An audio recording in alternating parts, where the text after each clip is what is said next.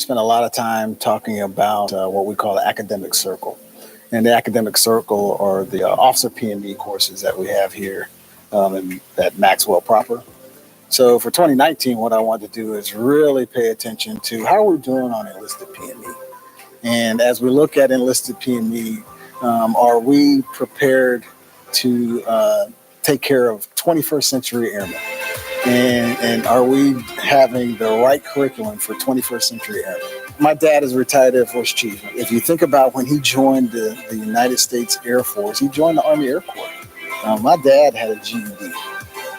I doubt very seriously that you'll find a diamond-wearing Chief Master Sergeant that doesn't have a master's degree. So we have evolved as society has evolved. So if you look at what an airman has in he or she's pedigree 35 years ago, look at the force today. Hardly vocational. Look at the force that are working cyber operations. Look at the force that are doing space operations. Those operators are enlisted. There's young enlisted personnel that are working on their masters. That, to be frank, a second lieutenant doesn't even have that yet. So we have a different dichotomy of people that are part of our force. So we have to understand that and be able to challenge that as well. So I think we can do that as we look at what are we doing with professional military education on the enlisted side of the house. Have we moved along with where our airmen have moved along? I think the answer is, for the most part, those courses are well maintained and the curriculums are really top notch for our airmen. But I want to make sure that we are prescribing and developing our enlisted force to handle what they're going to face in the 21st century, with the same vigor that we're doing with our officer P&D courses.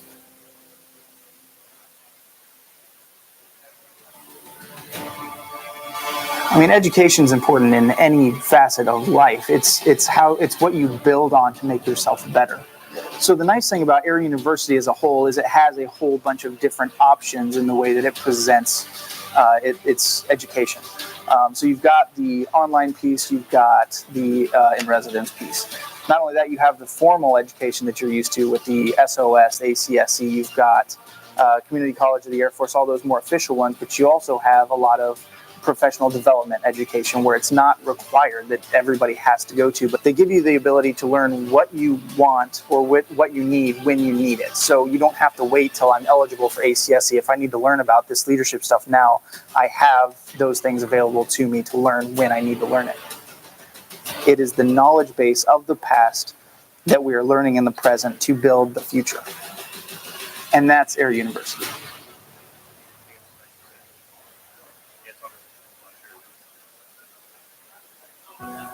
If training helps prepare you for the known, education helps prepare you for the unknown. And we've got a lot of unknowns coming in the future.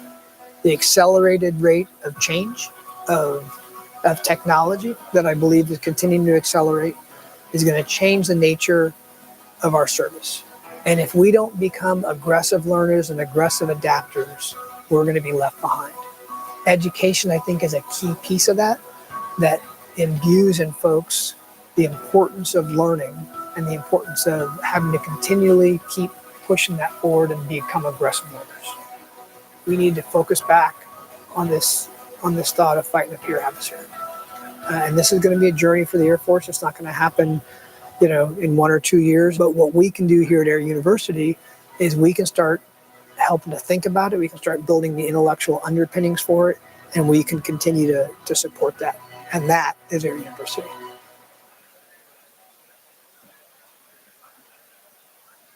Hey, I'm just texting you. Are you gonna come back and brief them on how it's gonna go flow? No, Kevin's gonna do that. Please tell Kevin to do that because I gotta go on stage right now.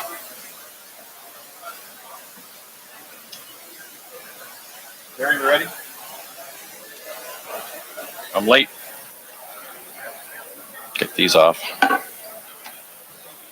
Good morning, cyber professionals.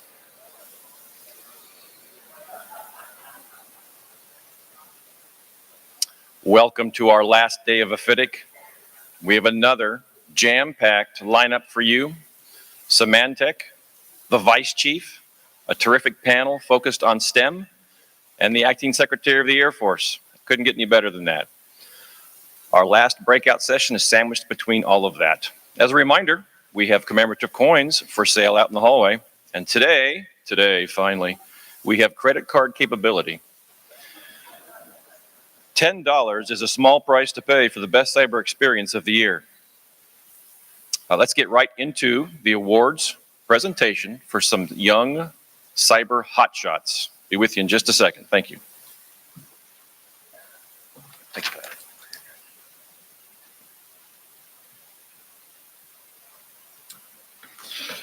Innovate AFITC has become a premier collaboration competition for science, technology, engineering, math, and cybersecurity.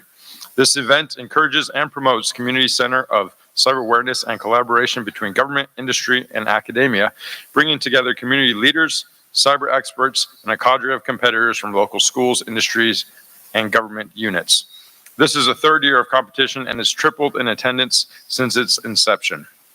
Student groups teamed with military and industry IT professionals in order to develop a solution or working prototype to a challenge in impossible categories of cybersecurity, digital services, logistics, or education. All of the challenges were created by commercial industry alongside military organizations to include Hyundai Motor Manufacturing, Alabama Power, and the Cyber Research Center of Auburn University. Participants range from middle school student to local private and public high school students, college students from across the region, industry, and local airmen. This event is a great example of how Montgomery is tackling workforce development, encouraging collaboration, and becoming more innovative. Now that you all are familiar with the program, this past Sunday afternoon, each team pitched their solutions to a diverse panel of judges. The overall winner was the Omelets, comprised of students from Auburn University at Montgomery, including Ms. Kayla Luther, Mr. Adam Rodriguez, Mr. Riley Taylor, and airmen from PEO-BS at Gunter, Tech Sergeant Rebecca Hogue, and A1C David White. General Cotton and Mr. Marion, will you please join me on stage to present the coveted trophy belt to the Omelets?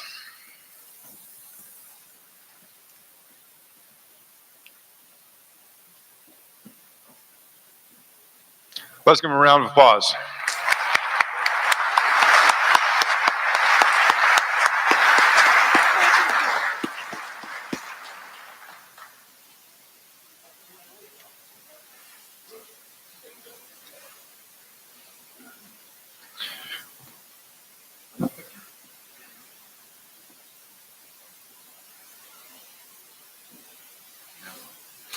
We'd also like to thank all the innovative AFITC Cyber Challenge participants who are here in the audience today. Let's give all the participants a big round of applause.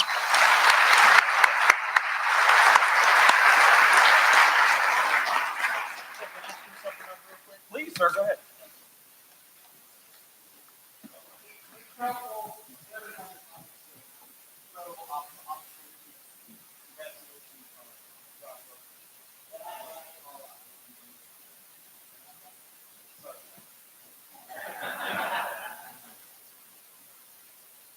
Do you mind letting the folks know who you are and how old you are? My name is Darius Johnson. I'm a fifth grader at Pike Road Middle School, and I'm 10 years old.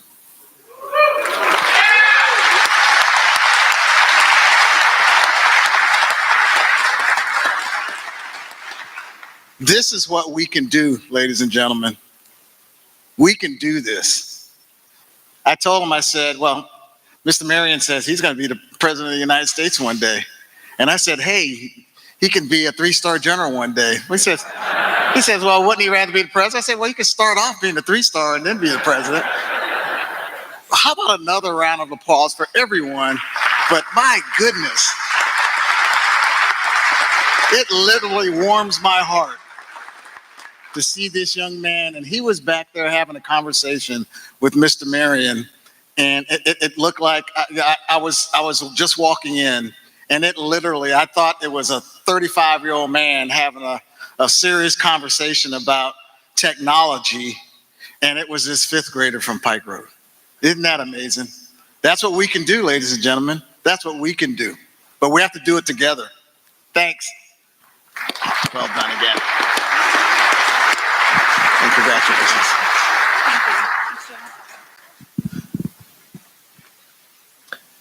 At this time, I would like to introduce our first keynote speaker this morning, Ms. Sheila Jordan, the Senior Vice President and Chief Information Officer at Symantec, the global leader in cybersecurity.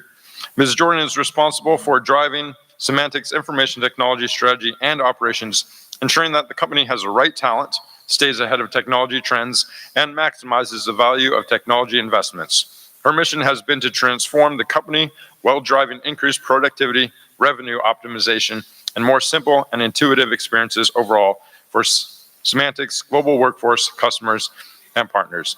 Please join me in giving a warm welcome to Ms. Jordan.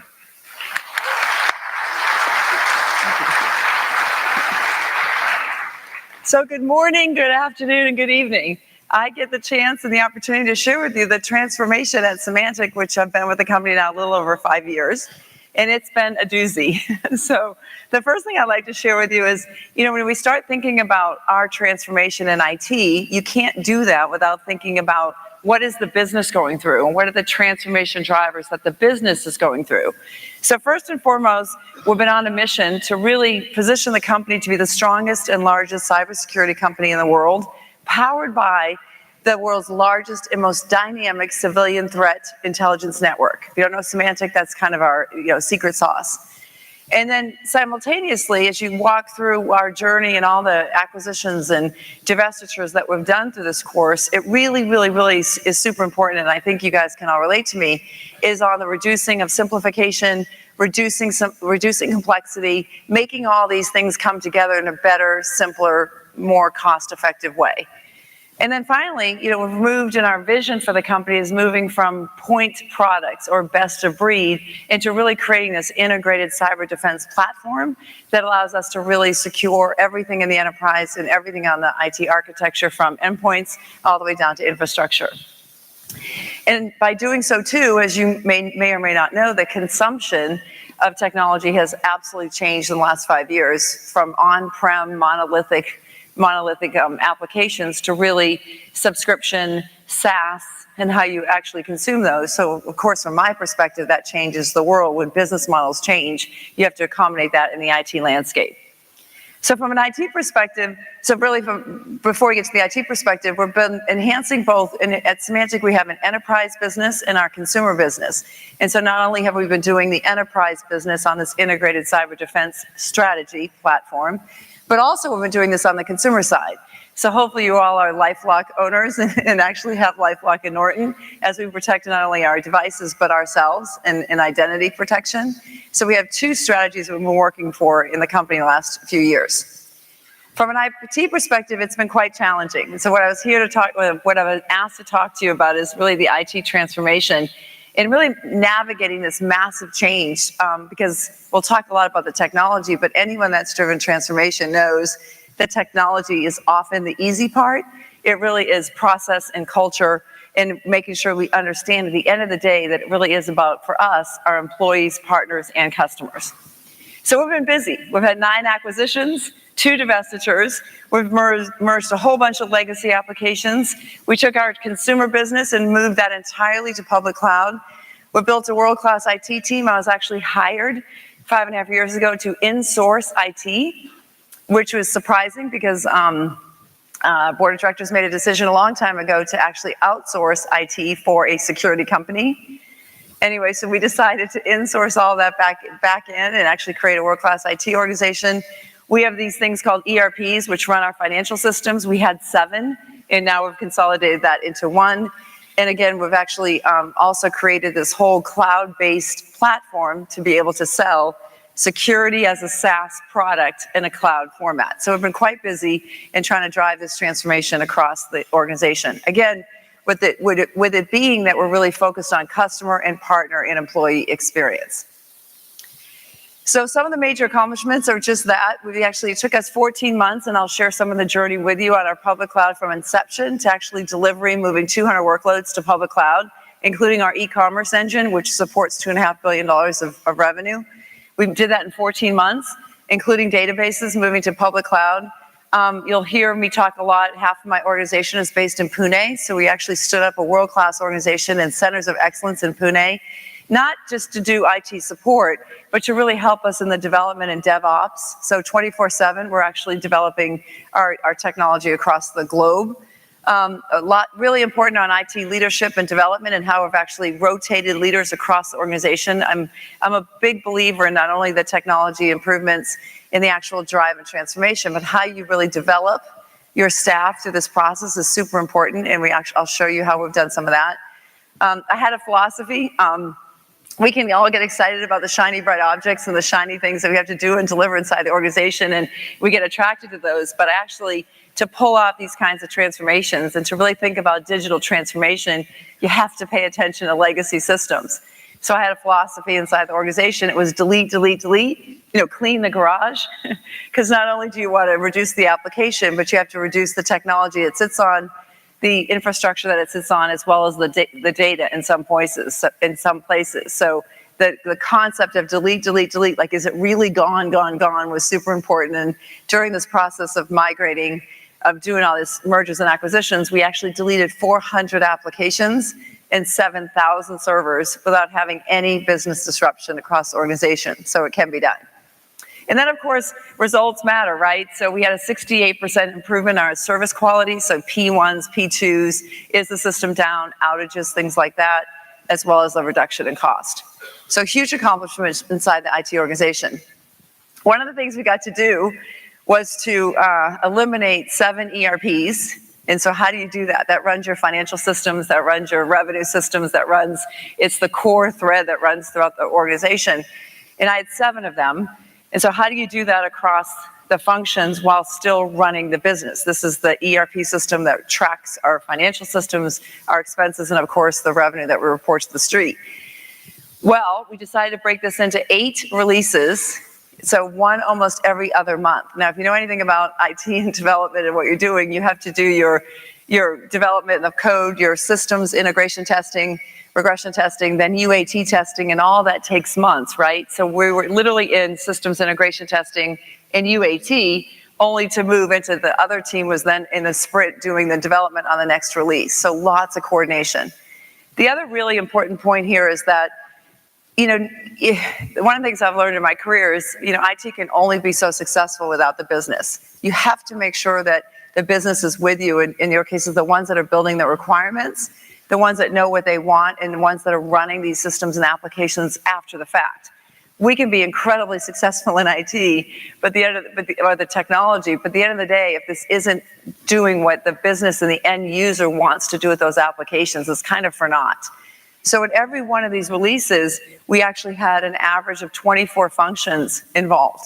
So you can't just think about it just finance or just the supply chain people or just engineering. You got to really bring them all together in the context of the requirements that need to be done. The other thing I would say is having that trusted business relationship is really super important, because in some cases, when I had to do this May release, we actually made some things worse. We actually had introduced some manual processes until I got to August. So having the entire business bought into that and understanding what the manual workarounds were as we went down this journey was super important, and really, really honestly a lesson learned for all of us. So then our journey to the cloud. So this was really interesting. We were getting to a point about 2.5 years ago, and we were saying that Symantec was selling more SaaS products, so software as a service, in cloud format. So if we're doing that, and the world's doing that, I'm 67% SaaS, between Salesforce and Eloqua and some of these other applications, Workday, they're all SaaS, right? I'm 67%. And now security is moving into a SaaS purchase where that's the way it's being consumed, mostly in small and mid-sized companies, but now coming into the enterprise, that we need to make sure that we're actually leveraging that notion of public cloud and infrastructure as a service, or IaaS.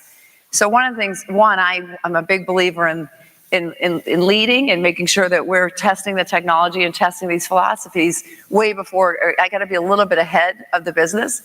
And so we said, okay, let's go and decide where we want to go test IaaS and this whole cloud thing, right? Public cloud.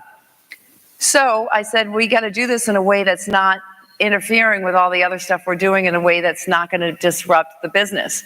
And most of the other things I showed you earlier were really about our enterprise business. Consolidating all those ERPs was really around the enterprise business because that's where we had purchased a lot of those acquisitions. But so I said, let's be bold, let's make a decision, and let's go and put our entire consumer business on IaaS. Not just engineering apps and not just pre-production apps or not just testing labs, but really let's go in and put our entire consumer business on public cloud. So we did. One of the things I think, and so I have here a couple slides to show you our approach. We didn't know much about public cloud at the time, so the first thing we did on this far left corner where you see those green, yellow, red bubbles is we mapped our entire inventory of applications that needed to move. Now, we didn't really know how those applications were going to work on the public cloud, but we at least wanted to map them to show what we thought. Green was relatively easy, yellow was a little harder, red was completely custom, and gray we had no idea. It was so difficult to unravel or to even think what was in those applications, both from a data as well as a complexity standpoint. And we actually handed that to the 3 cloud vendors and said, help us and tell us what you think. And we actually, with that, we showed how much compute, storage, hosting we think we could consume. Again, we don't really know how this whole public cloud thing worked, so we gave it to them.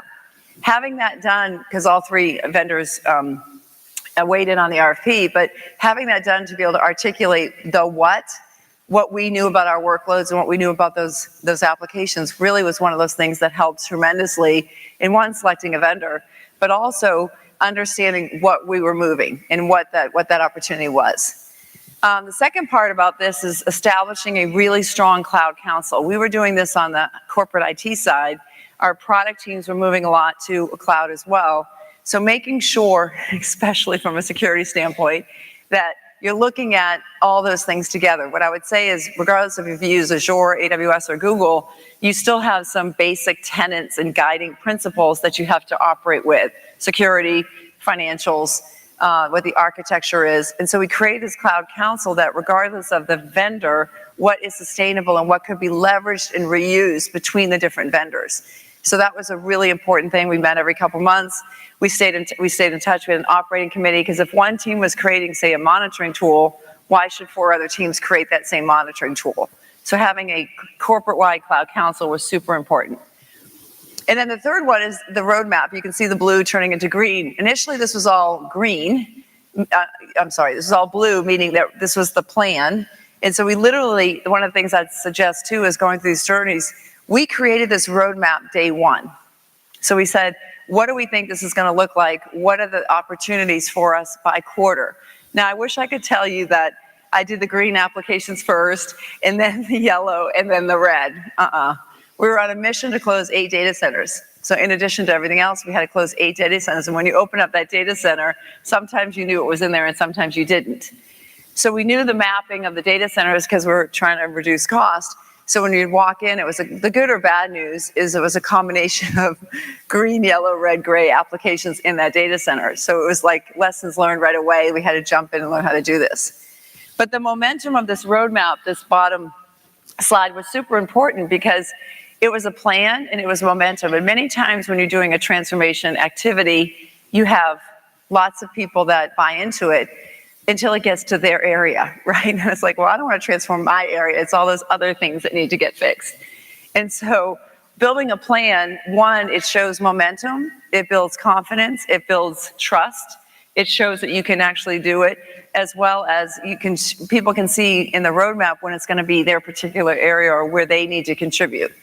And so we didn't get the whole plan day 1. I mean, we didn't hit every single quarter, but would adjust when things were a little bit harder. Or, for example, the e-commerce was really hard for us to move because at any given point, marketing was doing these massive campaigns on Norton and LifeLock, and they didn't want to disrupt the business or the revenue because we were now moving to cloud. So you can alter the plan and have it shift, but the reality was having a roadmap up front shows that momentum, progress, and we actually completed a quarter. It got the teams really excited that this can be done. So it builds that credibility, but also bringing the team along from a momentum standpoint.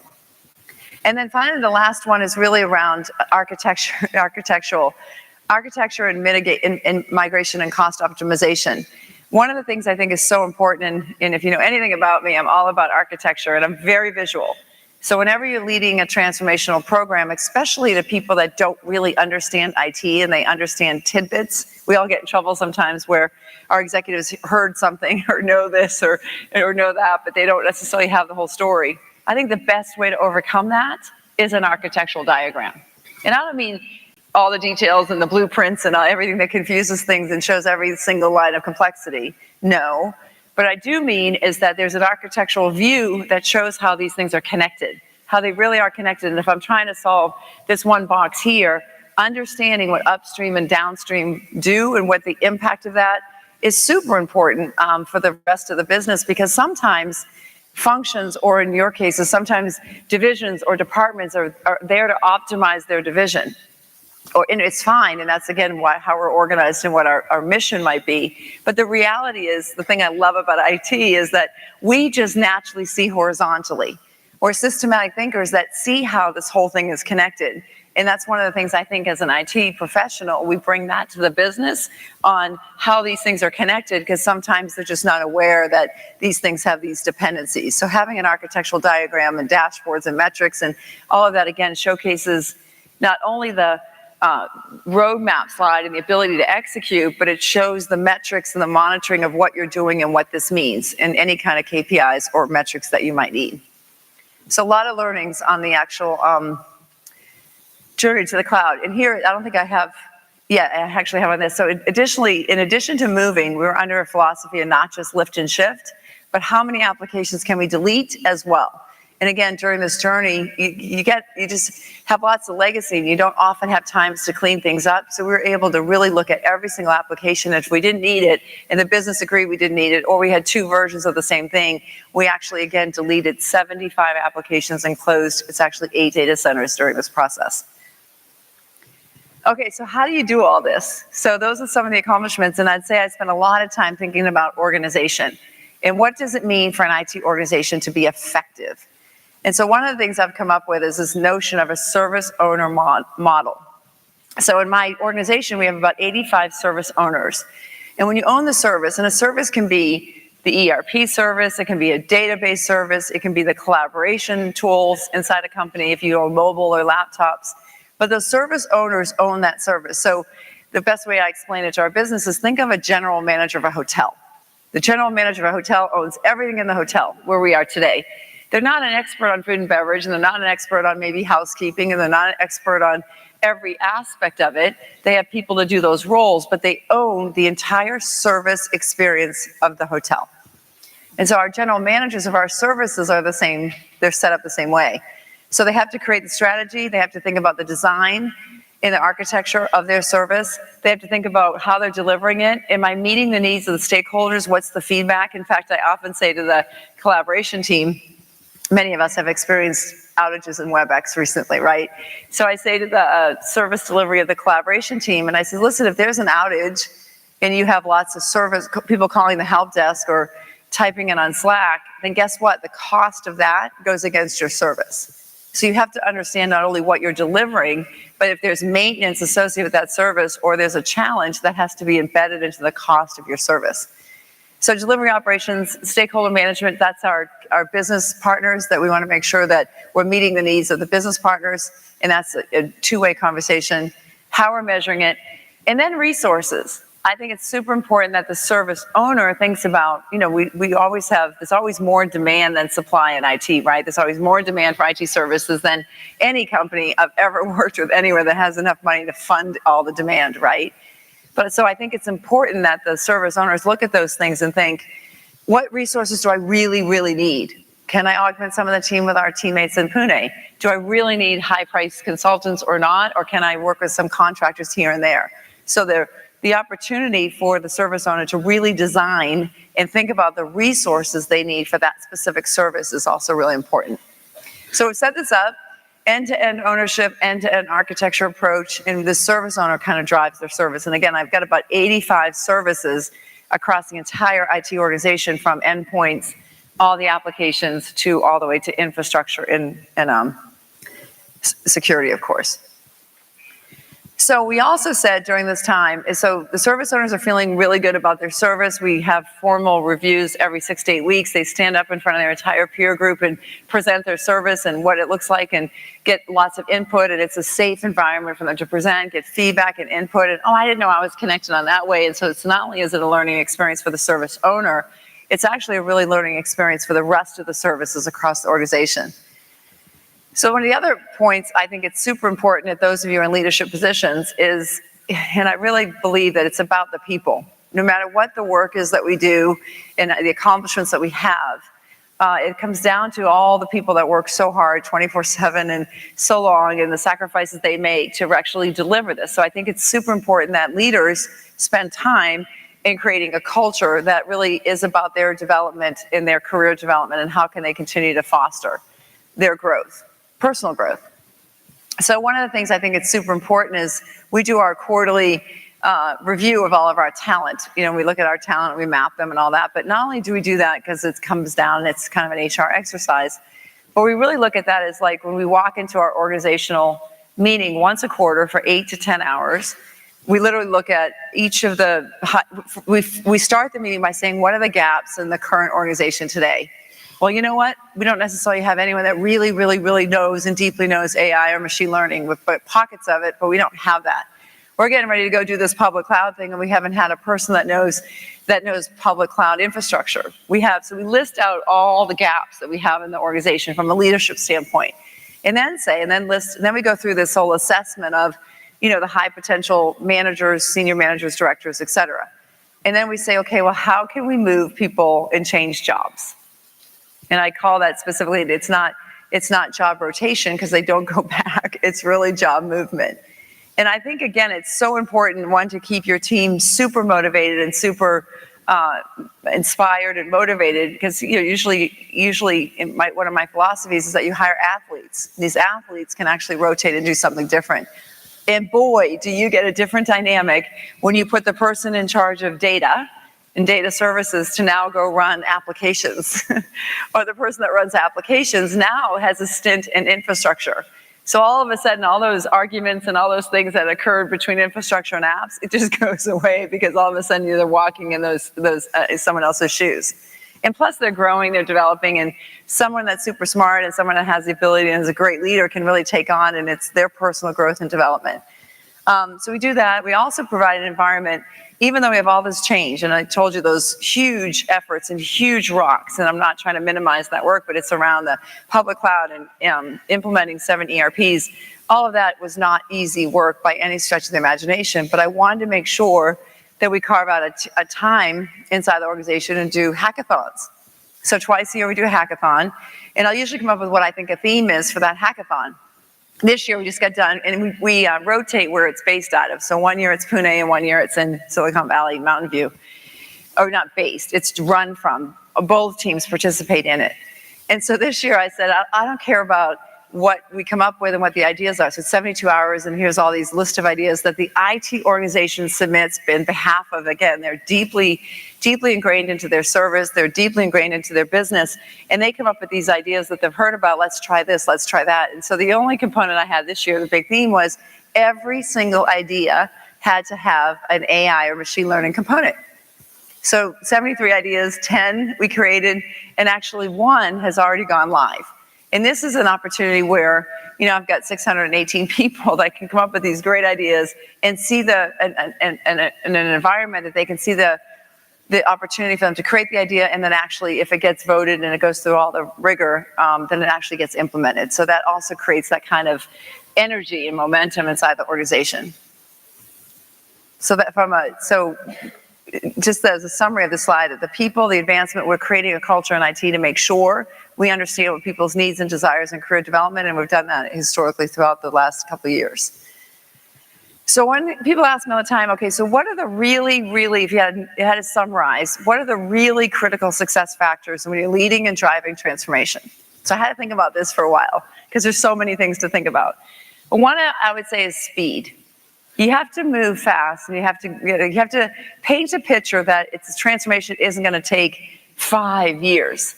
In today's world, you just don't, at least in our space, you don't have time to have things take that long.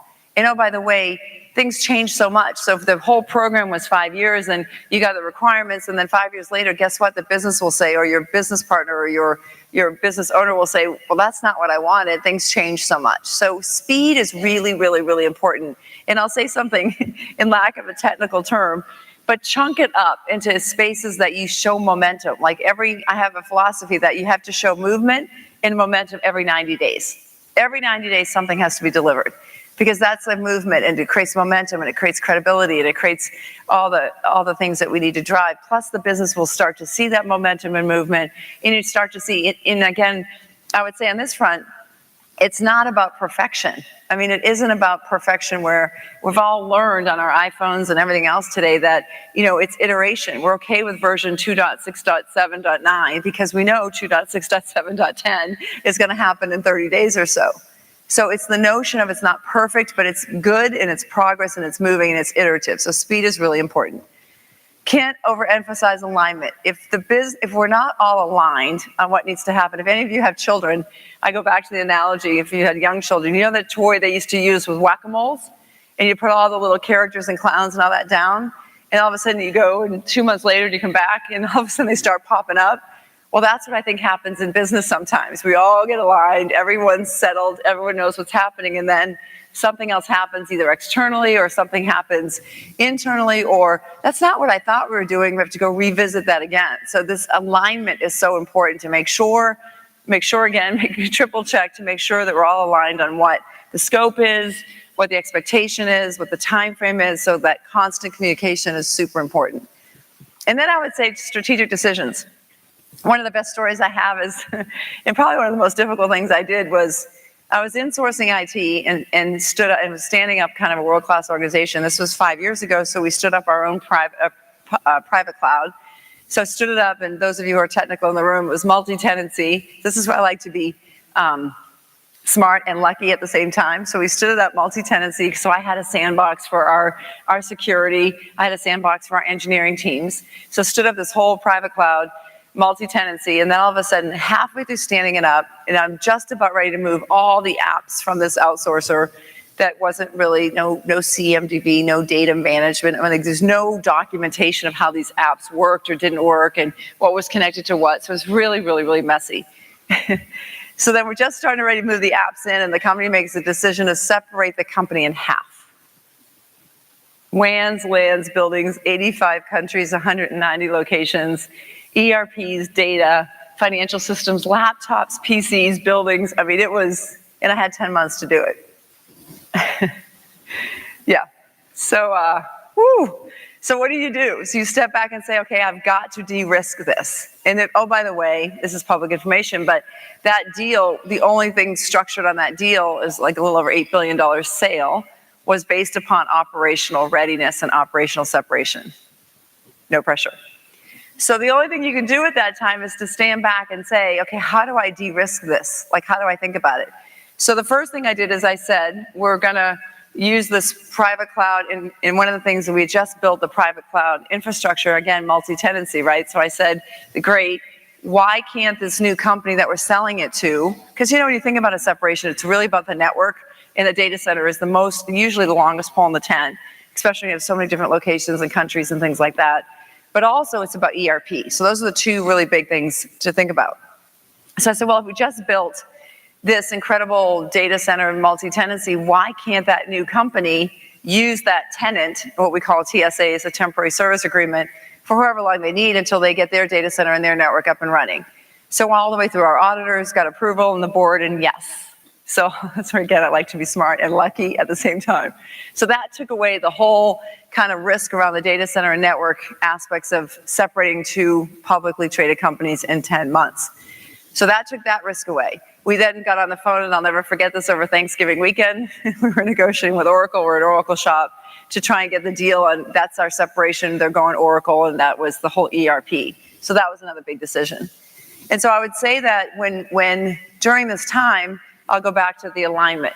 So during this time, when we had lots of consultants and lots of people to come in and help, that ask us again, why are we doing that strategy, or why have you decided to use the private cloud, or why Oracle?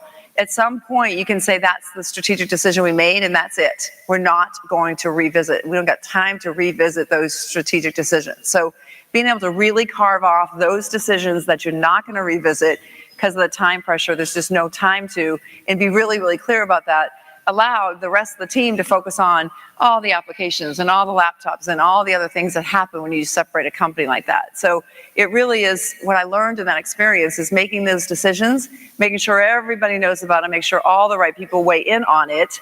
But once that decision is made, do not allow people to second guess that, because once you second guess a strategic decision when you've got 10 months or 12 months to separate a company is wouldn't have worked. So big lesson for me there. And then communication. I can't say enough, and again, a lot of you are in this space, but when you're leading a transformation effort, or even just in general, when there's a lot of change happening in your organization, you simply cannot communicate enough. When I first started with Symantec, I decided, because I'm insourcing and people weren't sure where their jobs were, and we're hiring a bunch of people, and I thought, I'll just do a weekly blog on a Friday, couple paragraphs Friday morning, just to let people know what's top of mind, what's happening. And again, I have a very global workforce. I think I've missed 4 weeks in 5 years. Whenever I didn't do the blog, people were like, "Oh my God, where's the blog? What's happening? What's is there something wrong?" Like, all this like buzz would occur, or I'd get some emails to say, "Where is the blog? Are we not getting the information this week?" In fact, so much so that once it also got passed forward to some of the business partners, because this was a form of communication that IT was doing. And again, what I would learn from communication like that is that even if it's stuff that's relevant to you or not, one, it was creating the entire organization to understand what was happening in the company, what was top of mind for me. Two, was a way to coalesce, and really bring the team together. At least everyone kind of knew or was aware of the big activities that are happening.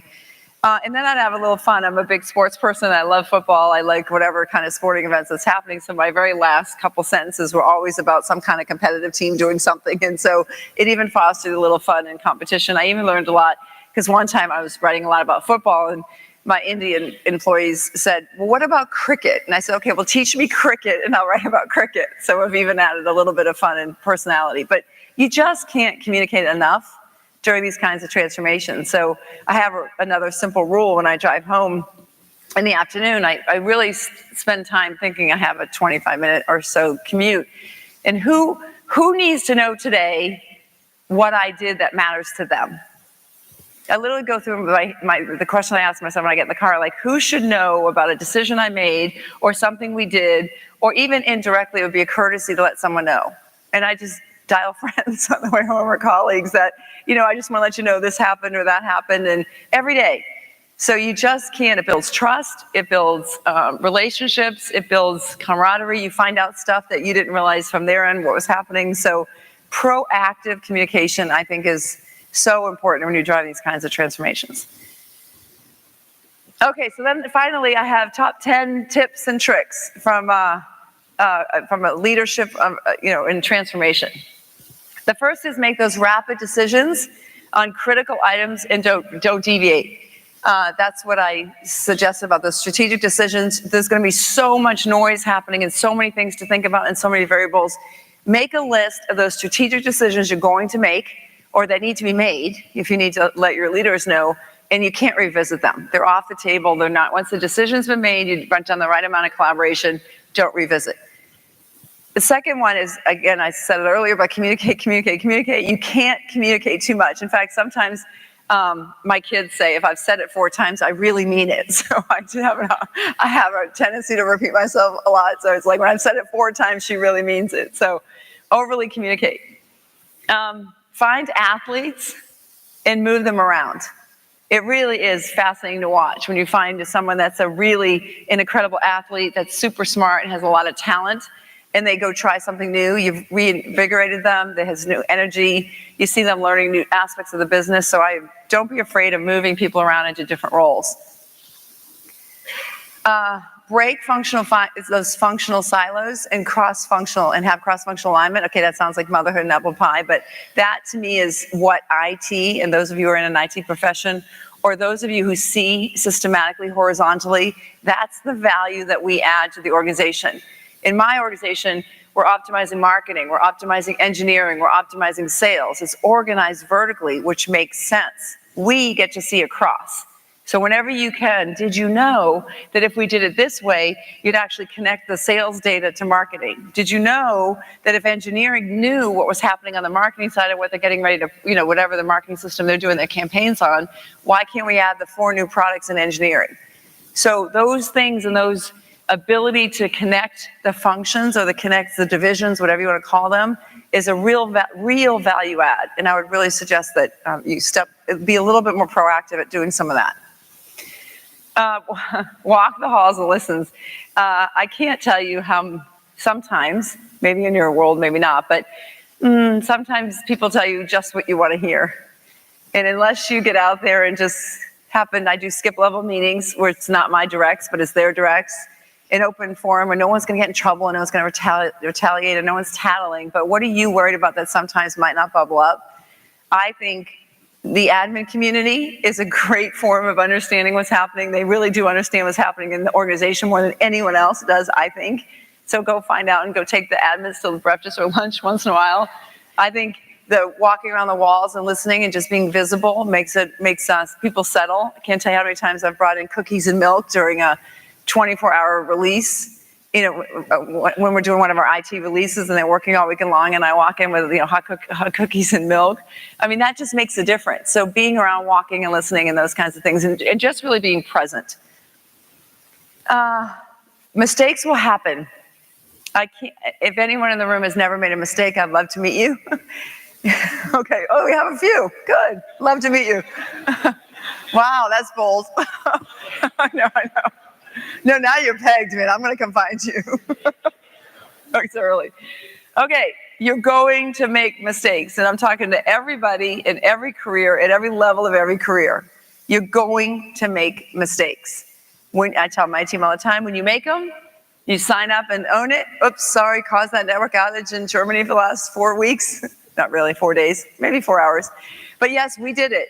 Sorry, here's what we're going to do. I'm telling you, when you own the mistakes, you admit it, you did this, we thought this was the right course of action, it isn't.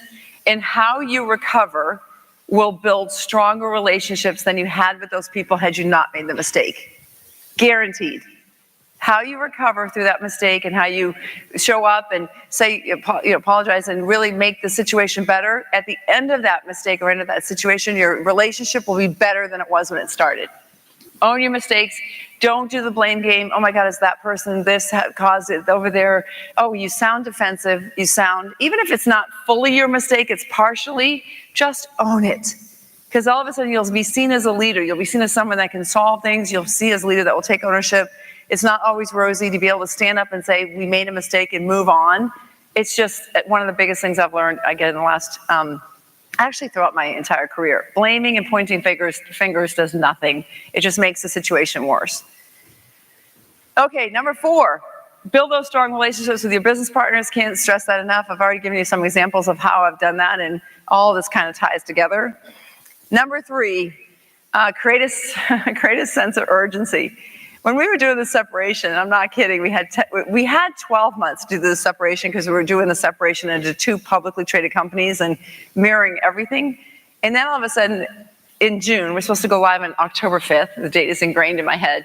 And then in June, we just decided that, nope, we weren't going public. A company called Carlyle came in to buy the other company, and it was private. And oh, by the way, we don't want to go live in January. It's going to be live in October. And oh, by the way, the only stipulation is operational separation. So I lost a quarter. So in the context of everything else. So I can't, during this time period, we would have daily stand-up meetings. I would say the sense of urgency, minutes matter. Minutes matter. Like if it sits on your desk and it's not a priority to you, it's a priority to somebody else. Somebody else can't get something done because you're not making a decision. So I told my organization, if you're waiting and you're waiting and you can't get a decision, I want everyone to know that if someone's asking you for something, they need something. So minutes matter. That became our logo, and we were able to, again, move mountains on trying to get that sense of urgency inside the organization because it just needed to get done. And we actually, even though we don't have that kind of pressure like a big separation today, I will still say minutes matter. Like, why are we not acting, and there's a sense of urgency that we're here together to get something done. We all know what the end goal is, so let's not make sure we hold somebody else up, or let's not make sure that we tie things down because it's not a priority for me. Again, it remembers that somebody's asking, so they need something from you.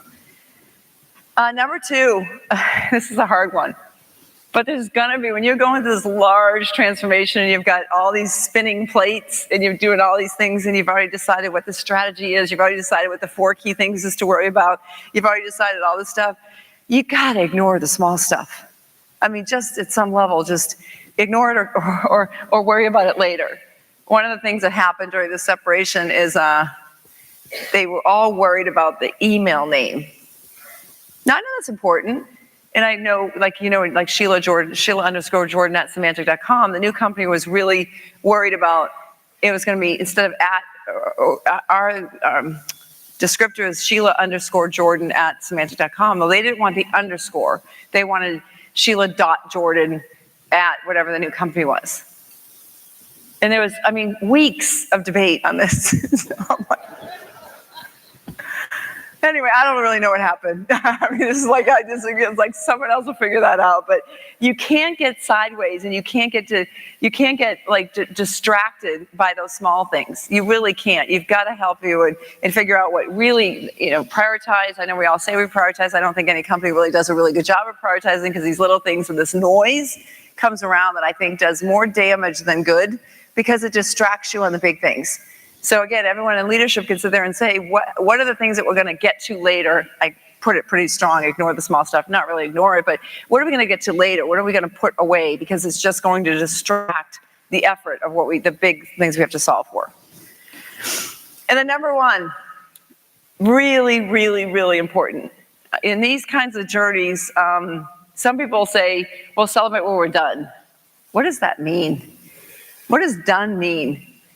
And so I'm all about milestones. I'm all about moments of recognition. The chocolate chip cookies and milk is one example. I mean, would have every quarter of the ERP thing would have a big celebration, because people got to feel valued and they got to feel appreciated. And when you can do small, simple elements of celebration, I'm not talking cost and all that. I'm showing leadership shows up and says, thank you, we recognize your efforts. And one of the releases, we had a new CEO, and I had the CEO was traveling. I believe he was in Asia. He woke up in the middle of the night just to get on the call to say congratulations and thank you. I mean, that's relatively simple, but it's meaningful and impactful. So celebrating those successes along the way, it continues to motivate and inspire the team. So that's my top 10 tips and tricks for transformation. Thank you very much for your attention and your laughter. It helps at the right points. And we're going to open up for some Q&A. Absolutely. So at this point in time, we'll open up for a few questions. Again, if you have questions for Ms. Jordan, please email them to afitic@gmail.com. I'll turn it over to the booth for a couple quick questions. Good morning, Ms. Jordan. First question from the booth. How do you create a culture where IT and software professionals will own their mistakes when traditionally egos get in the way? Yeah, so I think it's really important. One of the things I did was, when we did the transformation, we'd have every 2 weeks we'd check in on the dashboards, and we had every function around the table. HR, IT, engineering, everyone, around where we were in the dashboards. And the first meeting we were in, someone was, I think it might have been me, but me or real estate was coming in and saying, we're red, right? Because it was red, green, yellow, right? Red is, I need help. Yellow is, everything's good but cautious. And green is, we're good. And I think it was either me or the real estate team came in and says, this is red. This happened, we can't get a decision, we really need the room's help. And the room blew up. Like, the executives all got overly excited, and we had, again, some consultant help, and it was like, you felt attacked. And I literally called and I said, you guys, we will never be successful the next 12 months if that's the environment we're creating. People will be afraid to come in and say they're red. They're going to be afraid to come in and ask for help. They're going to be afraid to come in and say, this isn't going as I planned, or I got to make this decision differently. So we had a big powwow with the executives, and I said, this cannot be how we're going to run this program. So we're going to celebrate reds. We're going to celebrate when someone comes in as a red. We're going to sit there and say, great, how can we help you? Because when you're red, it's about you're stuck, and how can we help you through it? So I really think it has to start with the executives. I really think the employees got to feel safe when they can come in and say, I got a problem, I need help. And I think the executives own setting that culture. Next question. All right. Next question, and probably the last one. During the time you're doing such a massive change, there's going to be resistance and pushback. How did you manage that? Yeah, I'd say you got to go in knowing that it's going to be resistance and pushback. One of the stories I'll tell you really briefly is I was at Walt Disney World prior to Cisco, prior to Symantec, 15 years. And one of the things we had to do was we did, I'll date myself, but this whole kind of CRM journey, connecting the internet to the call center, to when you check in, to when you leave, creating segmented marketing, et cetera. One of the areas that we needed to really, really change was the call center agents. They were using those dumb terminals, not a lot of data, throwing out the customer data until it was booked. I mean, there's a lot of like, I think they had 7 or 8 different systems to book food and beverage, room nights, resort stays, and then all the other stuff. I mean, it was not what happens today. So one of the things I would say is that everybody loves change except for when it's about them. And usually it's about fear. So it took me a long time to figure it out, but even though the agents, their average training was like 24 weeks, which in the state of Florida was more than a paramedic to train a call center agent at Disney. This is again 20 years ago. Because of the different systems and all that stuff, even though that was the case, it was still what they knew in their job. And so when all of a sudden we're introducing all this, great, here comes CRM, here comes Siebel, here comes on demand, here comes all this great stuff, they're like, we're not sure how to do that. Like, it's about fear and making sure they're prepared and ready. So usually I've seen resistance tied to that fears, which means, and I went back and said earlier, technology sometimes is the easier part of these transformations because change management, communication, training, business readiness is as important as actually the tech. In fact, in some cases, more important than the technology. So resistance, just think of resistance as usually fear. What is driving the fear, and then how do you overcome that fear? Thank you. That's it. I would at this time like to invite Mr. Marion to the stage to present Ms. Jordan with a small token of our appreciation. Oh, awesome. Thank you. Thank you. Thank you. Thank you so much. Absolutely. Thank you. Thank you. It's like magic. I will try to project, but everything we're doing in the Air Force right now is about change. So we couldn't have a more timely and strategic message about what's relevant and how we move our Air Force forward. So thank you very much. Thank you so much. What a pleasure. Thank you. Thank you very much. Thank you, Ms. Jordan. Ladies and gentlemen, at this time you're released for a 10-minute break. Please be back in your seats at 0850 for our next keynote speaker, the Vice Chief of Staff of the United States Air Force, General Stephen Wilson. Thank you. Planes, trains, and automobiles. Thank you. Oh, yes. Thank you. Hi. Nice to meet you.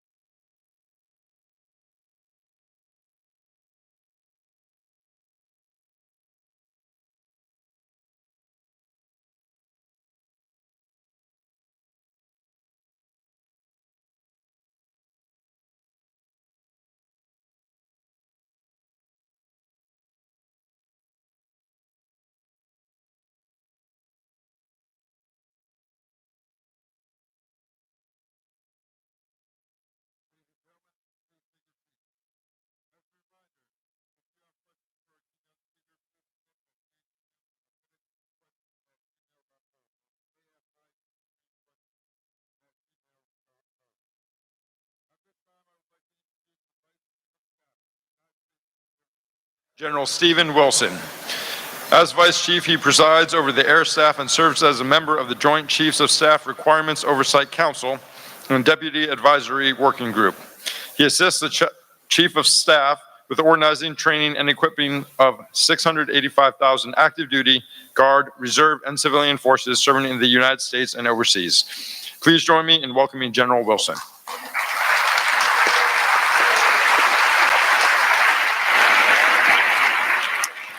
Well, good morning. All right. It's great to be here. It's great to be out of Washington, D.C. And as a fellow techie, it's great to be here at our Air Force's largest tech show.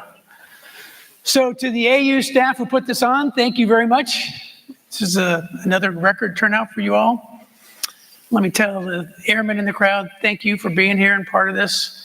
You know, we have the most amazing airmen on the planet, and they're part of the world's greatest Air Force in the history of the world, and they're continuing to make it better. And I'm inspired by them every day. To our industry partners, thank you for being here. I contend now more than ever, it's important that we be together as we bring capabilities to bear in the future fight. I'm going to talk about that. But what I do know and firmly believe is in this future conflict, the potential that cyber will be absolutely imperative in future warfighting, without a doubt. And I'm going to speak some of that today. But before that, I want to let you in on a little secret that very few people know about. The Chief of Staff of the United States Air Force is a big Tom Hanks fan. He is. At least I think he is. He's a big fan of the movie Castaway. Anybody seen that movie? Yeah, here's what he got me. See, it hangs in my office, and you hear him yell down the corridor, "Wilson!" Yeah. Does anybody remember what happened to Wilson in the movie? That's kind of what I feel like every day, too. Yeah. I'm barely holding my head up from drowning. So I try and help the chief. He wears 3 hats. He wears a hat as a Chief of Staff of the Air Force, a chief, service chief. So he does the organized training and equipping part, and I try and help him with that. He wears a hat as an international air chief.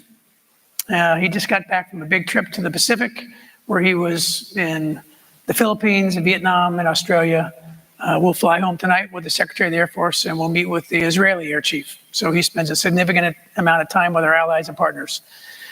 And he wears a hat as a member of the Joint Chiefs of Staff, where he advises the Secretary of Defense and the Chairman and the President on military matters and gives best military advice. So I try and help him with those 3 roles. What I really do is spend a lot of time in meetings in the Pentagon. Most of the meetings are kind of mentioned on the intro. I spend times in what's called the DMAG, the Deputies Management Action Group, where we talk about warfighting stuff, concepts, what type of things do we need. I spent some time in the JROC, that's chaired the Joint Requirements Oversight Council.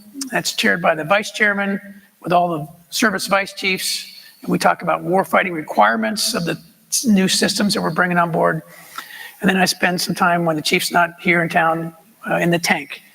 And the tank is where the service chiefs get together with the chairman and they talk about warfighting. What do those things have in common? Warfighting. Right?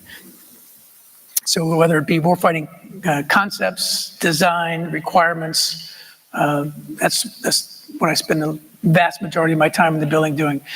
And those have influenced my future or my thinking about the future. And so what I'd like to do is spend about 30 minutes talking about that. I think what the future holds. And then I'd like to get some real questions and learn from you all. Because I think, again, why these forums are so important is it's an opportunity for all of our airmen to get with industry and learn from each other and share ideas and concepts about the future. So let me talk the future. Can I get the next slide, please? Our little beautiful blue globe that we live on. And I call it the quadruple convergence of what's going on right now, as we're seeing tectonic change politically, economically, socially, and technologically. Makes for uber disruption. I mean, just think about it. In the time that our Air Force started, the population of the planet has tripled. In the last 70 years, it's tripled the population. 7.6 billion people live on that little blue globe. And there's been some incredible, unprecedented good things that have happened, right? Lots of people have been raised out of poverty. People are living longer, lots less disease, lots more people educated. There's just a lot of good things going on that we don't talk about. But I'll also talk to you about this change that's happening, that's going on. Like, you can pick any of those areas that I just talked about, politically, economically, socially, and technologically, and there's just disruption happening. Pick one socially. I don't want to talk about social media and influence it's had. Maybe I'll speak a little bit about that later, but let's just talk social change and pick sub-Saharan Africa and the explosive growth rate going on in that part of the world. And without the right governance and structure and jobs, what's going to happen? Those people will migrate north, where they're going to try and find work for their families. And so if you think the exodus out of the Middle East and what's going on in Europe has been big now, wait about 20 years. I think it'll be staggering. Let's talk technology. 12 years ago, cell phones existed. Smartphones didn't exist. Today, half of the world's population owns a smartphone. That, to me, is mind-blowing. When you take out a quarter of the world is beneath the age of 14, and about 10% of the world is older than the 65 to 70, it says 2/3 of the world literally has a smartphone if you're older than the age of 14. Across the planet, 7.6 billion people. Right? So now more people have the power of information in their hand than the President of the United States had in 2000, and the access for information. Right? That's just mind-blowing in terms of technology and where we're headed. And I haven't even begun to talk what's going to happen in the next 10 years when AI starts becoming real, automation matched with 5G, matched with quantum, and all those converge in the next decade or so. And what will that mean about warfighting and what we do in terms of protecting our nation? Right? That's what I'm going to try and talk about, and how we have to be thinking about the future. Okay, so as we do that, we also need to think, we're thinking through a lens that goes something like this: threat, strategy, concept of operation, force design, requirements, and how do we build that capability, and how do we do it at speed. So the NDS kind of lays out the threat, and let me turn to the next slide and show you one of those competitors. Right, we don't want to fight, but the best way to not fight is to be prepared to fight, to deter conflict, and if deterrence fails, to be able to fight and win. China is one of our peer competitors. I argue it'll be one of our biggest. And if you look at what's happened in China in the last couple of decades, it's been unprecedented change. Right? If you read Time magazine, you'd already think they won. I contend they haven't. But I contend they could. All right, so that's the sense of urgency that I want to prevail upon this room. They could win. That's the competition. Let's talk about China for a second. I think it's a value of, we're going through a clash of cultures moving forward. What we call free, democratic, liberal democracy, an open, transparent society versus what they believe. But if you look at them, if you look at our economies, I'd say our economies are close in size. They're not, ours would say we have higher GDP, they'd say they have higher purchasing power parity, but they're close inside. They have the lowest growth rate that they've had in 38 years this last year at 6.7%. Ours was 3%. Their population is 4.2 times the size of the United States. And last year, they graduated 8 times the number of STEM graduates that we did. So I call that the 15-to-1 problem. 1, 2, 4, 8. Those numbers. Now, if you fast forward those 10 years, what does that mean for us? I just want to tell you let's be all clear-eyed about competition. Let me also add one other area that changes, and again, we have to it's just the way it is. Culturally, China doesn't believe the same things that we do. Stealing is not only okay, it's expected. Just so you know the competition, that's what it is. So I tell people we need to be clear-eyed and thinking through that. And certainly we are when we talk about it in the building. So we talk about what does a theory of victory look like? And what does that mean for the force design? We think we have to have both an inside force that can be able to blunt adversaries. So that means I have to be forward postured with enough force and incredible force forward. Then I have to be able to bring effects from afar. So I have to have both an inside and outside force as we build that going forward. Central to that is this multi-domain operations. So if I were to describe it in a nutshell, it says I've got to be able to sense the globe globally. I have to be able to connect that information into a multi-domain, joint all-domain command and control. And I then have to be able to provide effects, both speed, range, and mass, in a timing and tempo that our adversaries can't keep up with. That's multi-domain operations. That's multi-domain C2. And we're determined to make that real, and that's where you and this, our partners come into play on this, our airmen and our partners. Let me play a video. It's about 1.5 minutes. It's the chief in his words, and he'll talk about multi-domain operations. If we could hit play, please. Multi-domain command and control is the most critical element of achieving future victory through multi-domain operations. Our platforms today already work across domains.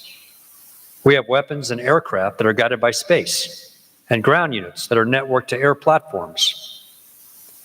What I'm talking about is a fully networked force where each platform's sensors and operators are connected, not by point-to-point circuits, but in a mesh network that is highly resilient and self-healing.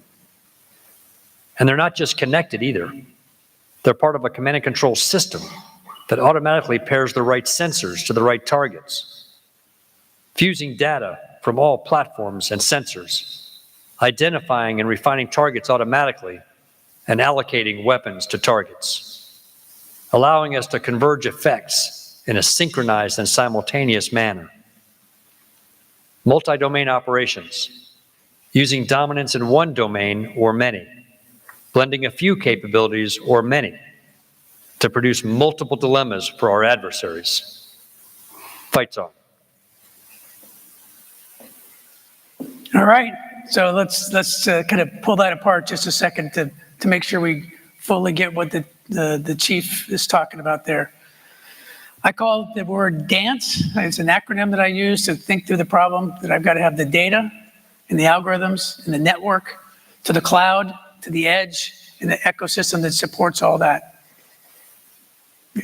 Slide, please.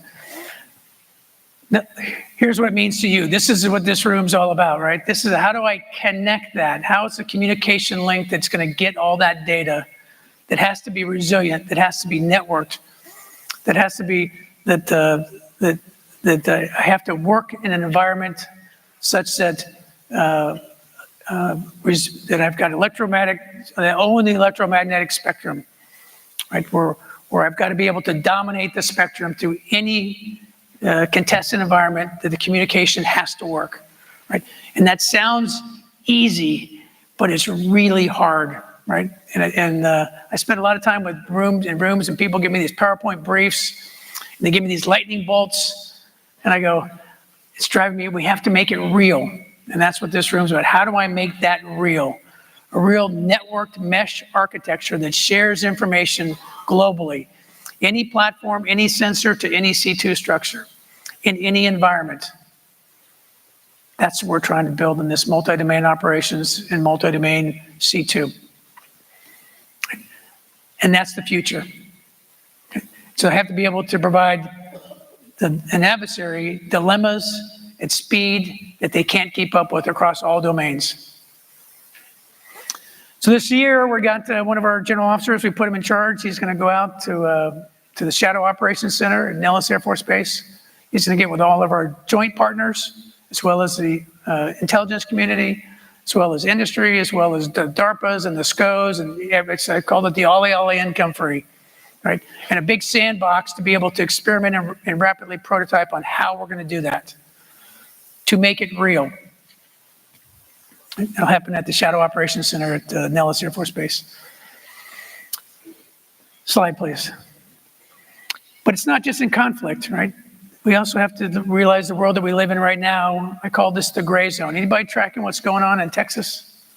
Right? Ransomware, 23 different agencies across Texas. Governor Abbott's called a level 2 emergencies involved the National Guard in this. It's impacted databases so that the FBI can't share data with other folks. Governments, agencies have literally got to scribbling things down because they've locked them out via ransomware. That's the gray zone that we operate today, and that's what I call pirates, right? Individual efforts. What would happen if that's a nation state doing that? What if it is a nation state doing that? Anybody also tracking what's going on in Hong Kong and information warfare going on there? I contend that we're in this gray zone and we need to be engaged in this information war, not just reacting to it, but proactively engaging in it. So what we're doing in the United States Air Force, we're reorganizing to do just that. All right, we're organizing our A2 and our A6 and blending them together to make an A26. And General Jameson will be in charge of this information warfare effort. Underneath that, we're merging 24th and 25th Air Force. And I know General Holmes probably talked a little bit about that, to bring both of those NAFs, to bring the power of both into information warfare. Right. And then how do we make that part of our daily lexicon of what we do? That's some of the things we're thinking through here on the air staff today. Information warfare, I contend it's something we haven't been actively thinking about, but I contend our adversaries have studied us and they've looked at the power of that, and they are definitely engaged in it, in this gray zone. Slide, please. This is one happy dude, right? I'm playing the Wheel of Fortune, getting ready to go there. What I really am is I'm visiting AFWorks in Austin. I don't know if anybody's been out to AFWorks. It's a pretty incredible place. It's a fusion center. It's where industry and academia and small business people around the globe can come out and help us solve problems and make things real. Right? It's been doing some incredible work. So if you haven't been out there, I'd encourage you to go do that. And what I'm going to tell you is, again, is just how do we do things differently? That's part of it, things that AFWork, but we've got other efforts underway in the building. We have our Air Force Warfighting Integration under Lieutenant General Tim Fay, right, that's trying to take what is the future concept and the future joint operating environment look like, and how do we build the force design for that? How does that impact to the POM? How do we do things faster? And I use a space analogy from the past, right? On May 25th, 1961, President Kennedy told us we're going to go to the moon and back. We were then in a race with the USSR, Soviet Union. In July of 69, we landed on the moon and came back. We all know that story. A little over 8 years. In a little over 8 years, we did 36 space launches. We did the Mercury, the Gemini, and the Apollo programs. It was Apollo 11 that landed on the moon. We built the largest rockets in the history of the world. We built the largest structures to support those rockets, and we did it in 8 years. That's the type of speed we have to get back to. That's the type of capability development we have to get back to. Right? It is no longer acceptable to take 6 years to build the requirements. We have to go faster. And we are. Dr. Roper and I were in Boston a few months back, where he was doing a pitch day. Actually, Boston with him. I was in New York City with him. I was in New York City, and on that day, we handed out small business contracts to 50 companies. The longest period of time took 15 minutes. The shortest was 3 minutes. One-page contract. One of the guys who got a contract got up and told the crowd, he goes, "Hey, I don't know about this. My first time dealing with the United States Air Force, but it is easier and faster to get on contract in the United States Air Force than it is to get a beer in New York City." I'm like, I love that tagline. Could you go tell more people that? Right? So we're changing the way we're doing business. We have to. It's an imperative to be able to do that. And I get to tell you, as I go out and visit some of our folks at our bases, they also get it. So yesterday I was out at San Antonio, Texas, visiting our cyber wings, and I was talking to a Lieutenant Nadeau in the 33rd Network Warfare Squadron. And he, to me, epitomized the goodness that's going on across our Air Force as we empower our airmen down. But here's a first lieutenant who's briefing the Vice Chief of Staff, and he tells me that he said, I went to my boss, and his Lieutenant Colonel Squadron Commander, and said, hey, boss, give me 5 people in 5 days, and I'm going to solve this really hard problem. He was not successful. He came back to his boss and said, hey, boss, I actually think the problem's a little bit harder than I told you about. So I need a few more people, and I need 45 days. And so they scoped the problem and complexity. They saw that they have a real sense of urgency to get after this problem because it can affect all of us. And at the end of 45 days, he came back to his boss and said, hey, boss, I failed. I didn't get to what I told you I'd be able to do. I need a few more people, and I need 90 days. So he got a few more people. His boss gave him 90 days. Actually worked with a whole, when I say a few more people, it now involved lots of people, the whole interagency, partners around the globe, and they got after it. They scoped it right. And he came back at the end of 90 days and said, hey, boss, 3 strikes. I failed again. His boss said, okay, but I think you're on the right path. The team got back together, and then they actually got after it. They solved it. Right, so to me, it was really inspiring in multiple ways, right? Because here it is, I got a lieutenant that's got energy and passion. He sees the problem. He has a sense of urgency. He builds a team. They got a common vision, and they failed. And they failed, and they failed 3 times. But they didn't quit.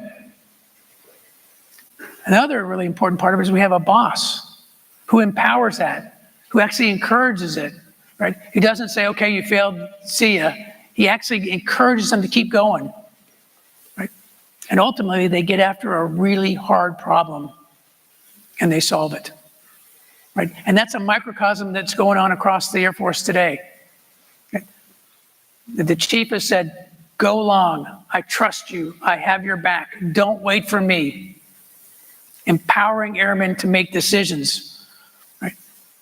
Unleashing that creativity, that innovation that exists in all of our airmen. And yeah, we're not going to be successful all the time. But this dogged determination to see it through is what's going to help us deter and then win in future conflict. Slide, please. So we're going to build a lot of cool things in our Air Force as this capability development, whether it be these resilient networks, whether it be new communication waveforms, data links, systems that will take advantage of that data. But I'm going to argue the most important weapon system that we need to spend time on, that we need to make sure we got the right education, the right training, the right experience, the right development, sits right there. Our airmen, the #1 weapon system.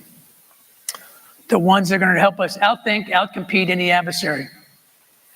When you look today at the young airmen who come through BMT, you know, anybody who goes there can't help but come away inspired.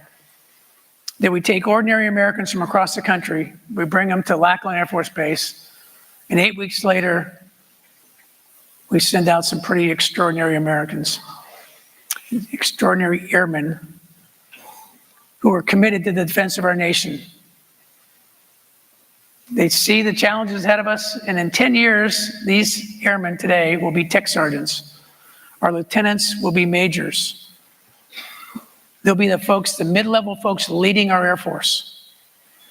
And as we talked about today, we're going through some unprecedented change globally. There will certainly be lots of challenges. I contend there will be some amazing opportunities for us as an Air Force, as a nation, moving forward. What I want to leave us with is, again, this competition, that to elicit this sense of urgency in this competition, that it is no longer acceptable to think like we are Goliath. We must think like David. We must be fast. We must be agile. We must know we're in competition. We know we have to compete, deter, and if deterrence fails, win. And as I talked to again, this part of cyber will be integral into this warfighting in the future. It will impact everything that we do across every domain.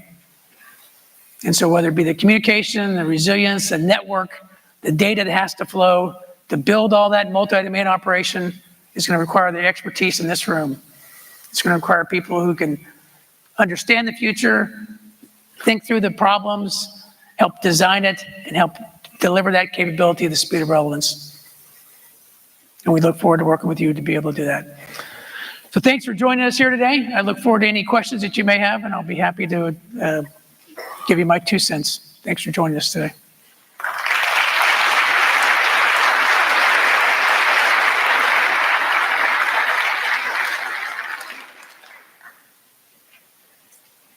At this time, we will now be taking questions. Again, as a reminder, if you have a question for General Wilson, please send it to the booth via email at afiticquestions@gmail.com. At this time, I will turn it over to the booth for questions. Thank you.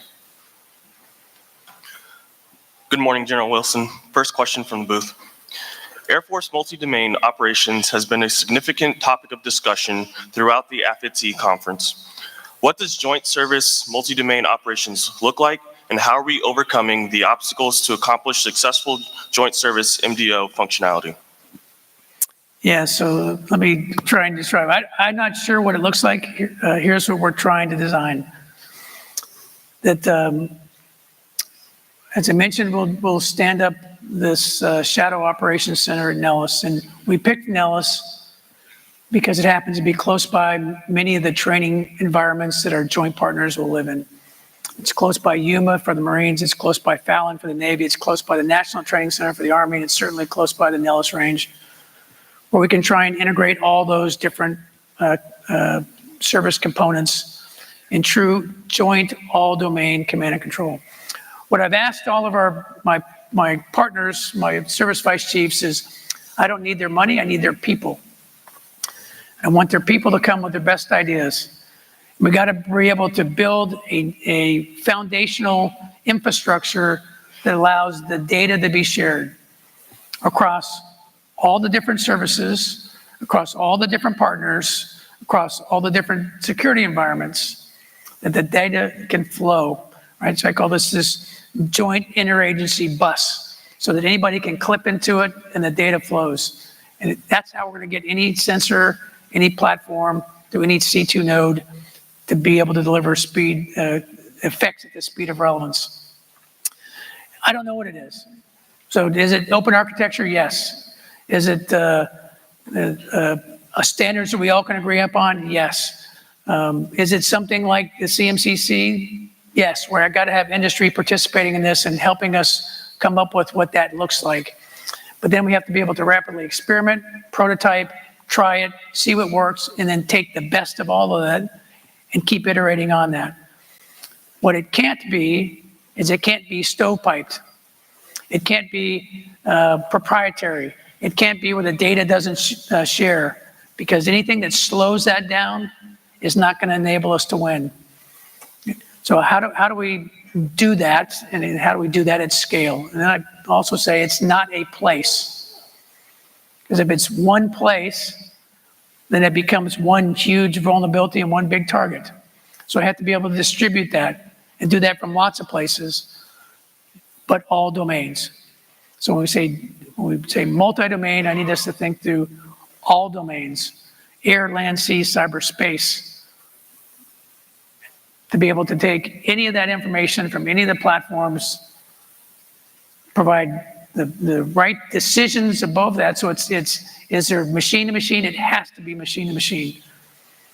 I have to have humans, I'm going to call it on the loop, right?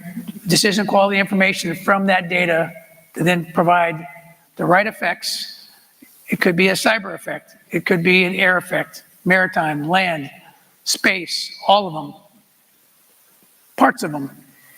But again, at speed. And I continue, the big word there is speed.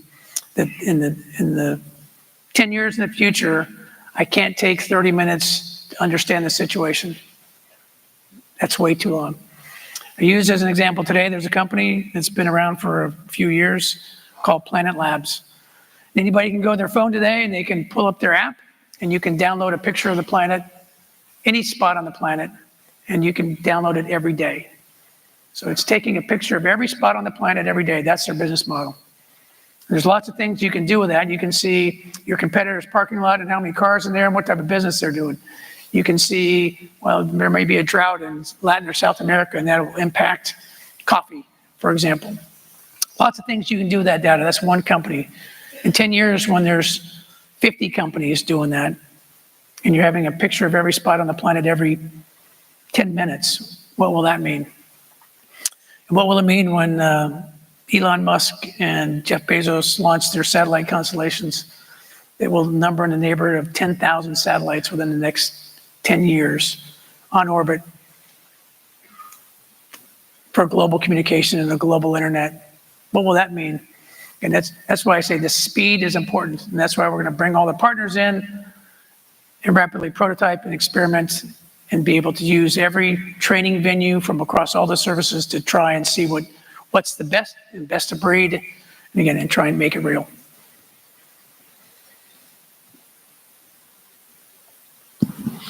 Next question. General Goldfein acknowledged that our network shortcomings affect airman retention. General Skinner stated that we have to do what we can with the network we already purchased. How can we expect to achieve a self-healing, fast, robust, tactical mesh network of sensors and platforms when we can't navigate the bureaucratic, logistic, and funding hurdles to modernize our networks? Yeah, right, that's part of our challenge, right? So Mr. Marion and I spent a lot of time talking about how do we get to this enterprise IT as a service? How do we get out of this legacy network that we have? And I completely agree with the chief. I spend lots of time around airmen who are really frustrated with the system that we have today. They see the blue spinning wheel of death and it drives them crazy. And the technology that they have on their personal device doesn't equal what they have on their work device. And it's something we're all trying to get to, and I'm the guy saying we can't get there fast enough, right? And so what are the investments we need to make as a service and as a department to get all of us onto that, onto the future? Yeah, it's a significant problem. I will tell you, I talked to a fellow who came out of working with industry this last year. He was part of a SecDef fellowship out in San Francisco. And he said when he went to that company, he got an immediate 30% productivity gain because he could connect anywhere through any device throughout the whole company's enterprise to work. And so if I look at, say that in a different way, what if I gave every organization a 30% increase in efficiency, a 30% increase in people, what you could do with that? That's what we're trying to get to as we build this enterprise network as a service across all of our bases and platforms and be able to update it and keep it at commercial speed and scale versus what we're doing today. We're relying on old legacy networks. So we're driving as fast as we can to get there. For me, it's not fast enough. For Mr. Marion, it's not fast enough. But the chief and all of us are committed to make sure that that's the future we have to drive for. Otherwise, we won't have what we just described. That robust, resilient network won't exist unless we build it. It's going to take all of us to do that.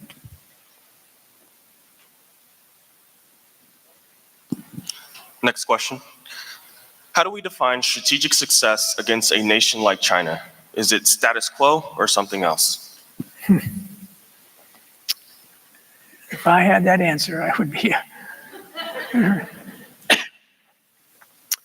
Yeah, China's again. I think I don't want to underestimate China. I don't want to put it on a China on a pedestal that there's lots of challenges internal to China right now. There's lots of areas, whether their debt they're taking on, the demographics that they have. There's lots of challenges inside China. What does success look like? I don't know, but let me flip it just a little bit, because we have a little bit of that same challenge with Russia today, right? We don't have a great relationship, I'd argue. We were not aligned in many ways, and yet today in space, on the International Space Station, there's Russian cosmonauts and US astronauts working together in space. And so where are those areas that we can work together with China? I don't want to make it so that, again, I don't want conflict. Nobody in this room wants conflict. So what are those areas that we can work together? Where are those areas that we want, that we know we need to compete in? But I also tell people we need to be clear-eyed, and I use my family as a data point. When I talk to my family about some of the challenges going on between my mom and dad and brothers and sisters and aunts and uncles about what's going on inside China, they don't understand it, and they don't have, I think, that sense of urgency. And then again, if I leave us with anything, that's what I want us to take away, is this sense of urgency that folks. We have been the most dominant force on the planet in my whole time in service. And we came out of the Cold War and there was no other equal. But the other nations, specifically China and Russia, have studied us. They studied our way of war. They studied the way we do business. And they are and have been designing their forces to go against that. So the fight's on, the competition's on, right? We need to be able to compete, and we need to understand what the competition is doing. And again, I contend that our values and the way we are with Americans in terms of this empowerment of our people, our ideas, our ability to do that, we can outcompete anybody. But we also have to understand what the competition looks like.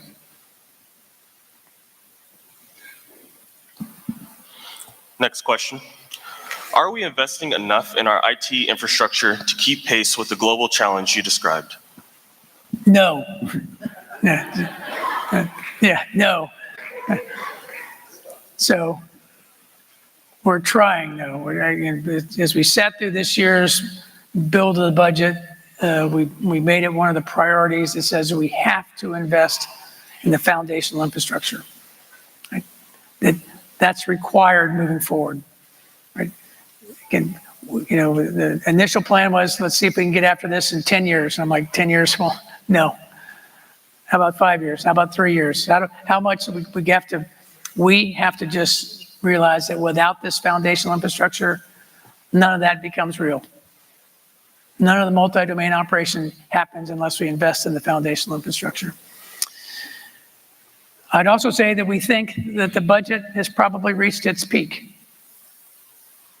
That from this point forward, the budgets will not be going up. If anything, they'll be flat to a slight decrease. And so with inflation, that actually gets me, I'm not able to buy as many things as I want in the future, which is what we've been spending a lot of time also thinking about as we build the Air Force we need.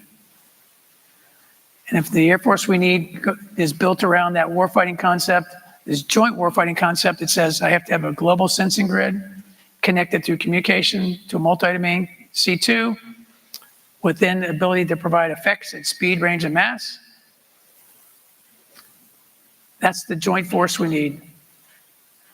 Things that fit in that. That's with an inside and outside force, a force forward present that can blunt, and a force that can provide effects from range.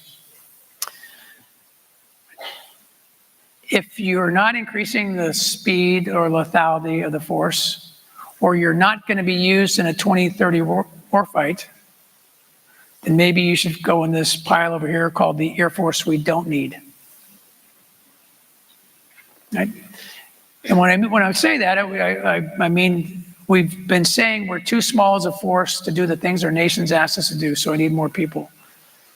So we'll take the resources, people, and budgets that are part of this Air Force we don't need and repurpose them to help build the Air Force we do need. And that Air Force we do need, as I talked about, this globally integrated network of sensors through communication, through multi-domain C2 with the effects from speed, range, and distance, and ability to fight both inside and outside. But as important as the discussion has been this last summer on the Air Force we need, we've been having a considerable discussion on the Air Force we don't need.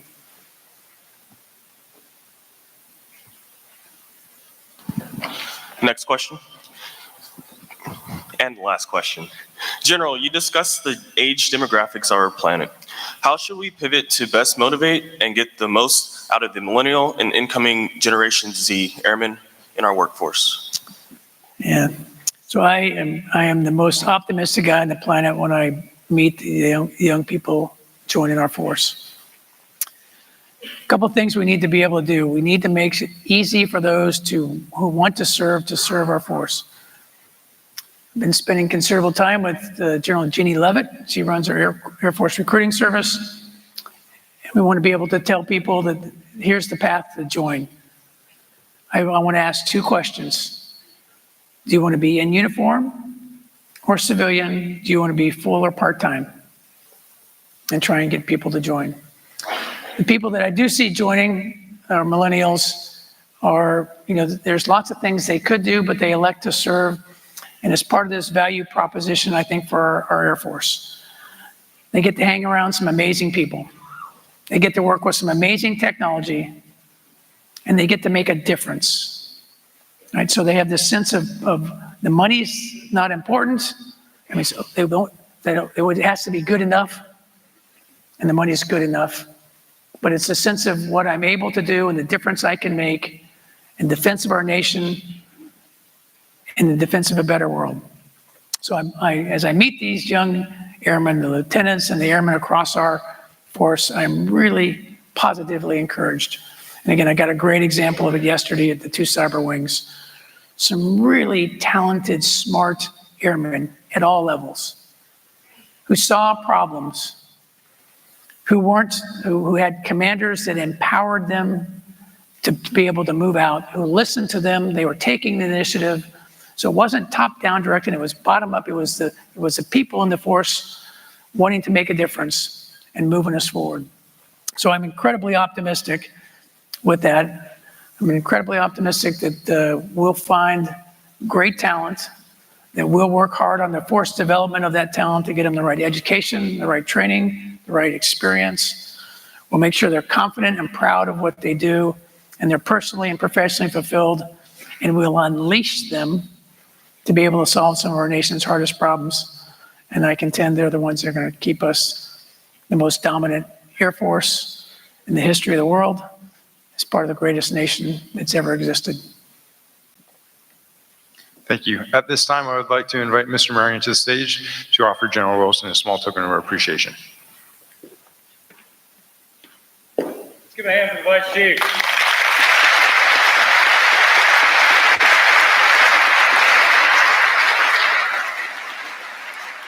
Thank you so much for joining us today. But what I also want to say, if you don't know from the speech, he is our #1 advocate from the glass doors of pushing ITAS and IT modernization and cyber modernization from a programmatic perspective and supporting our cyber airmen every day. We have a lot of fun discussions on 3 years and 5 years, but we're going to get at it. What you're going to see from these great folks, and we made some tremendous progress from last year, and the energy to drive through this next year is phenomenal. And can't thank you enough for coming down here today. Thank you. Thank you very much. Thank you. Thank you, guys. Thank you, General Wilson. Ladies and gentlemen, at this point in time, we will be taking a 10-minute break. Please be in your seats at 9:45 for our next panel, Women in STEM, chaired by Ms. Sheila Jordan. Thank you.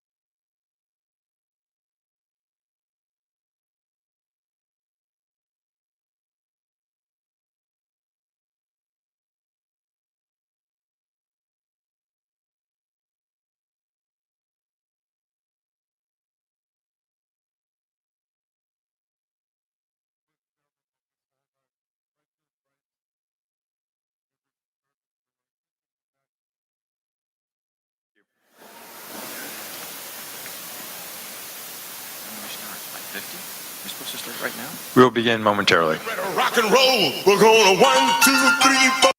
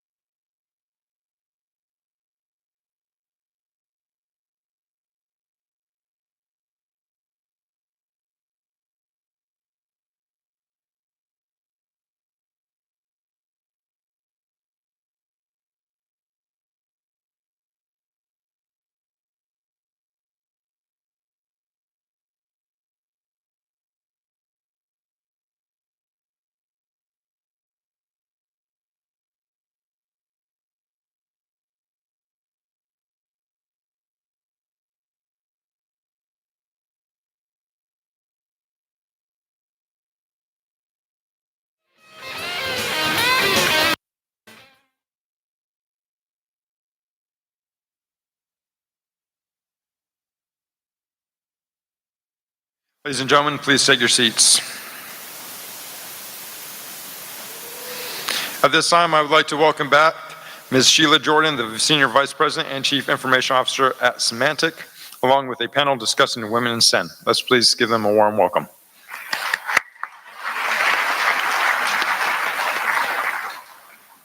As they come in, as a quick reminder, if you could please remain in your seats after the question portion of this panel, we have a small presentation. Thank you.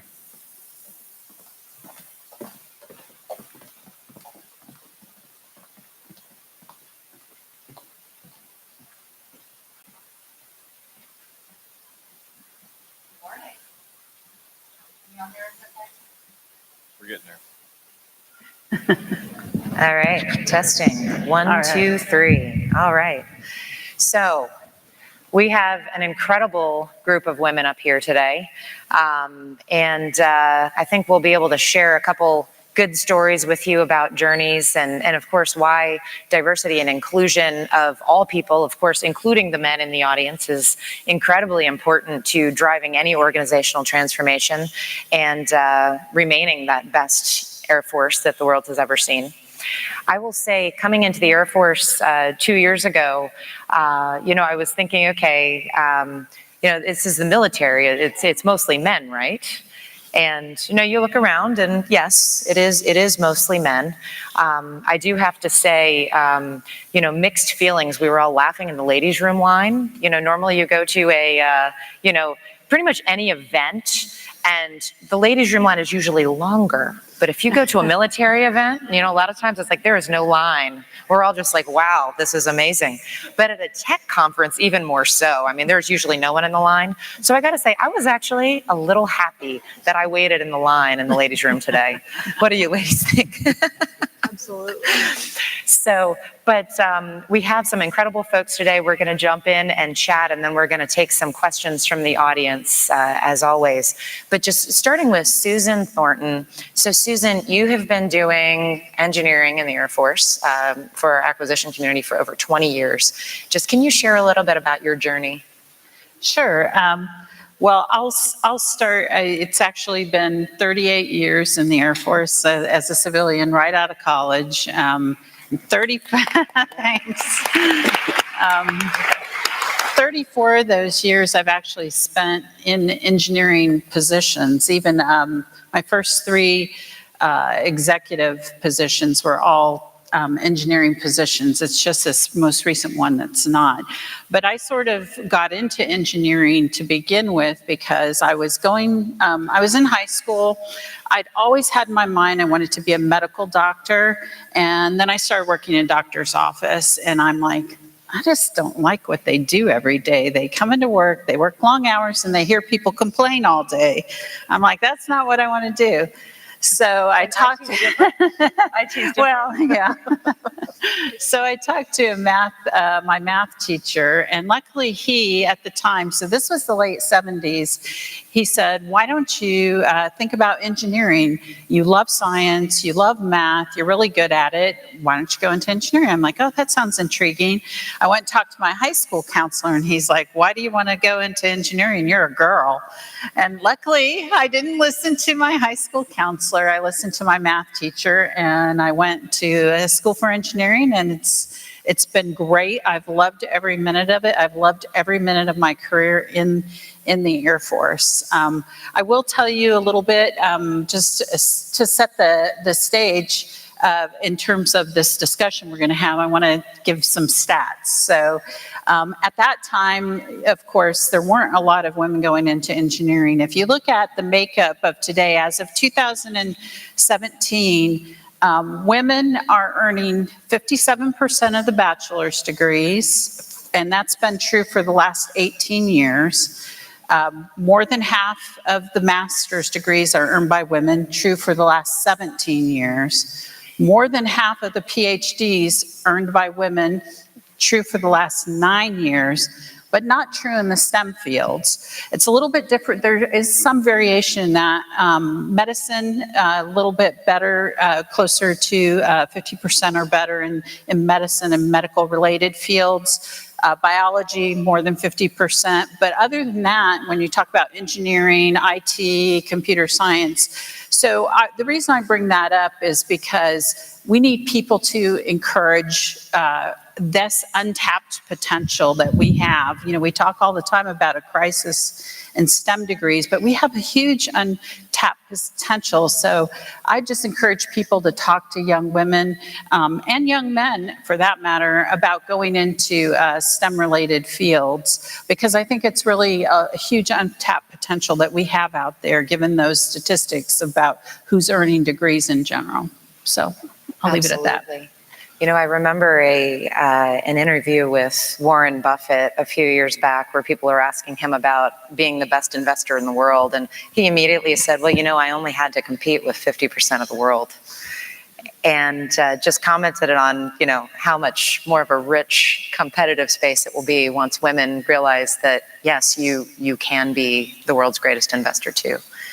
So, but I want to chat with Wanda Jones-Heath, my partner in crime. You are the first woman CISO for the Air Force. You are also the first woman of color in the CISO shop. So, yes, absolutely.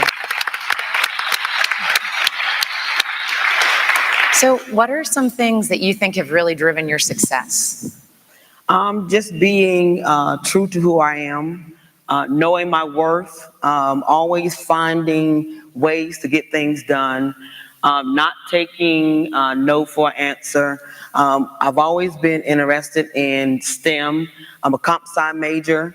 So back in 1990, when I was in college, not many folks who looked like me or females were in that major. But that didn't deter me because I knew I wanted to do something with computers. I've always loved technology, and so every job I've had has been a stepping stone to get me actually prepared for the job I'm in now. I've built my career on getting things done, being true to who I am, being a good partner, a good mentor, to other females. And so things like that has also helped me see what we can bring to the table and what I can continue to bring to the Air Force fight. Thanks, Wanda. So Sheila, I've been looking at the statistics, and was actually thrilled someone did a study on this, that publicly traded companies that have at least 2 women on the board okay, perform better by just about every metric. And the theory, of course, is, if you have one woman on the board, maybe somebody hasn't really bought in on diversity, we've got a token, we feel like we're good, we can move on. Just having true diversity and inclusion. So I loved your keynote this morning. We were all taking notes in the front row for sure, because you were speaking our language. Thank you. But you have just led an incredibly successful and difficult and complex transformation. How did diversity and inclusion tie into that? And what are you doing to move the needle within Symantec? Yeah, so a couple things. So I'm actually the executive sponsor of our SWAN network, which is Semantics Women in Action Network globally. So I have a real passion for this, because so many people help me along my way and my journey that I feel obligated to help others, and just want to create an environment that's really inclusive. And this goes way beyond just gender. So it really is about inclusive. So one of the things I've learned as I get older is it really is, and I know it sounds like a cliche, but I mean it, it's diversity of thought. Like if you hire everyone that looks like you, acts like you, is you, then guess what? You just negotiate with yourself. You just get more stuff that's like you. It's really around this diversity of thought that allows you to really take on the really complex and hard problems. And the best way to get that diversity of thought is to get diverse people in general. So ethnicity, gender, everything. And so so a couple of things I think I've done. So I've studied this too at Symantec for quite some time. And what happens is pipeline. You got to get pipeline. And I'm super excited that I was happy to say that we had 60% of our intern population this summer was 60% were women. So even in India and Pune, it was 60% women, which was fantastic news. And then we'll stay and they have a career. And as I talked about earlier, creating this environment where people can move around in this culture of change. But the other statistic is women still check out when they feel there's a life event. Whether having children or now aging parents, they don't think they can do it all. They can have work and do that. So they'll feel like they have to check out during that time period. And usually that's at a time that they might be up for that executive promotion or they're really progressing in their career.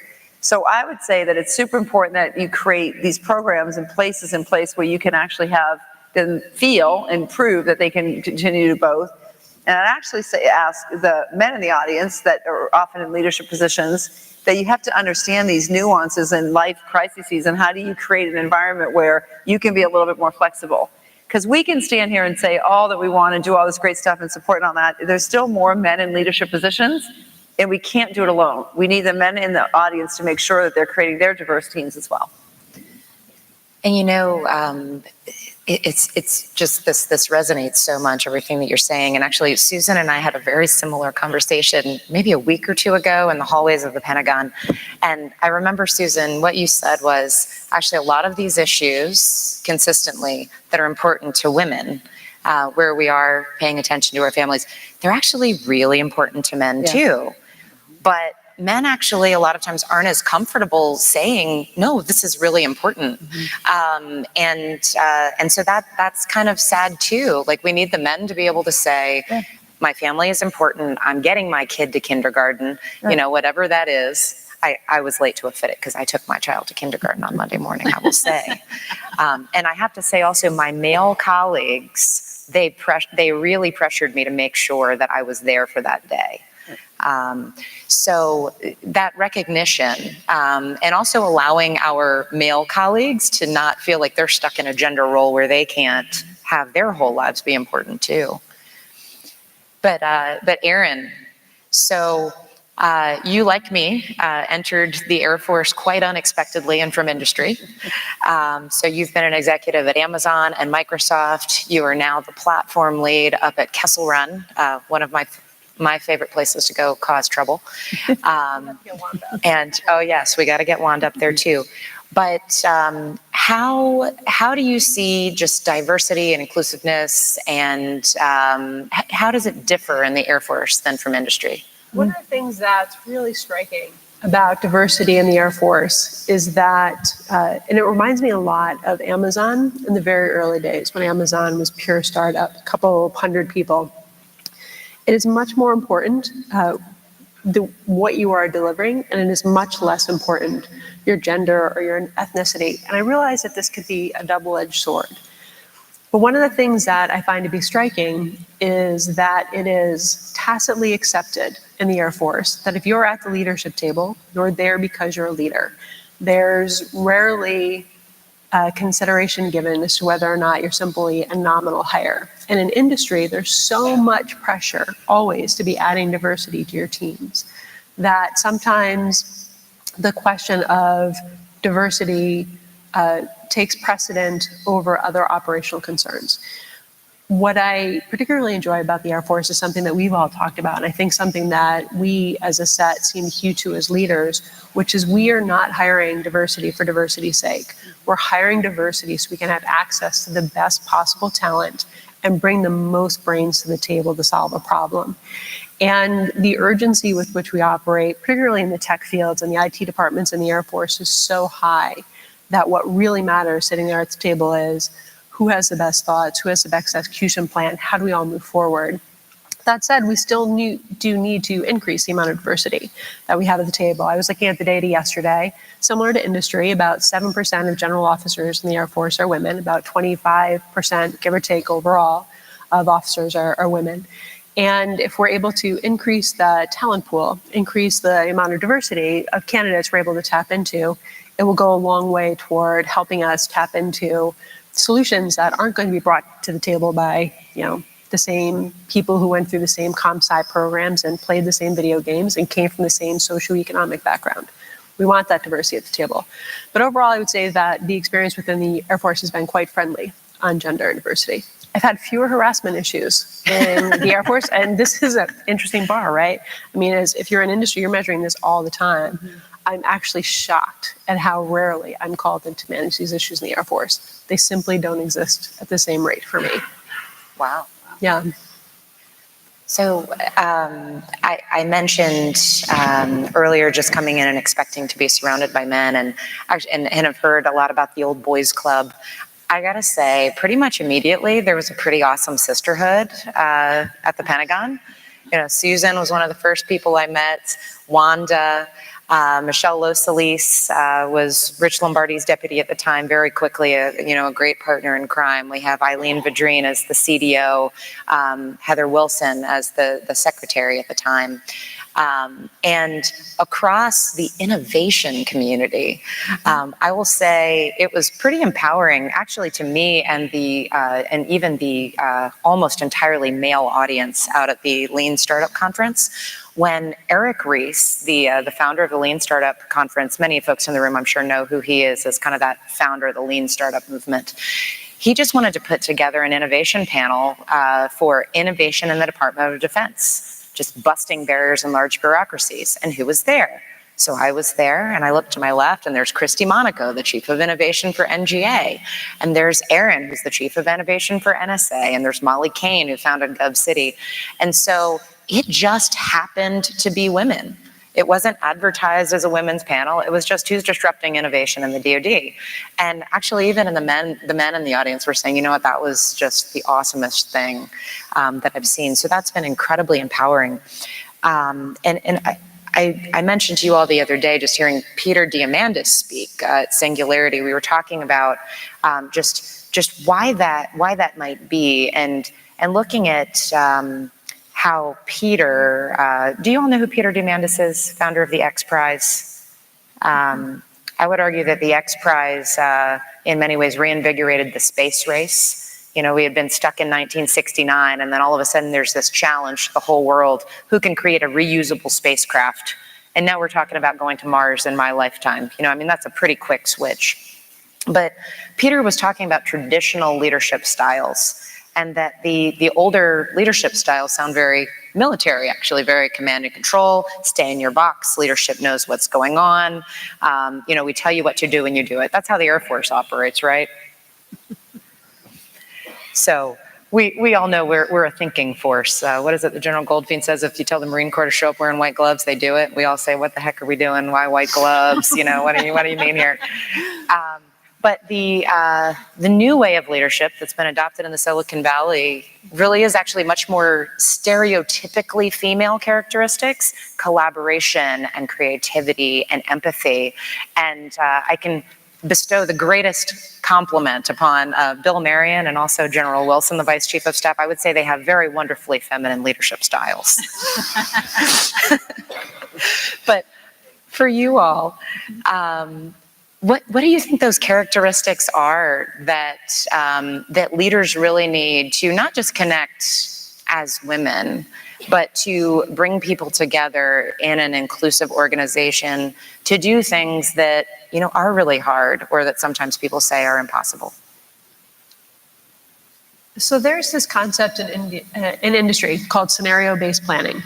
And it's where you take a very simple scenario like, hey, I would like people to be able to get any phone in the world they want on a phone that can fit, or any song in the world they want on a phone that can fit in their pocket, right? That was an early scenario at Apple.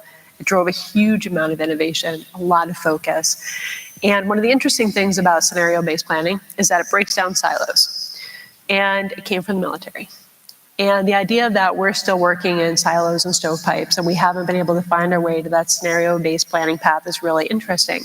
From a leadership perspective, as a woman, when you are looking for people to mentor and you're looking for people to bring up through industry and you're looking for people to bring up through your teams, you're not necessarily able to look down through your team and see a large cohort of women leaders that you want to help train. It forces you to expand into other groups, other departments, and really build your network and really understand the talent pool across a much broader set of people. And so when you're trying to land these complex scenario-based deliverables, it lets you tap into a set of people across an organization, which drives a kind of focused collaboration that seems to be harder for leaders who aren't women to drive toward. So I'm going to take a different approach. I think leadership, at the end of the day, leadership is really about followership. Do I want to follow that leader? Do I believe in them enough? Do I believe in what they're saying? Do I believe in how they're structured, how they're leading? So, and if you leave a different role, followership matters. So it's really about followership. And I think the biggest thing that drives followership is authenticity.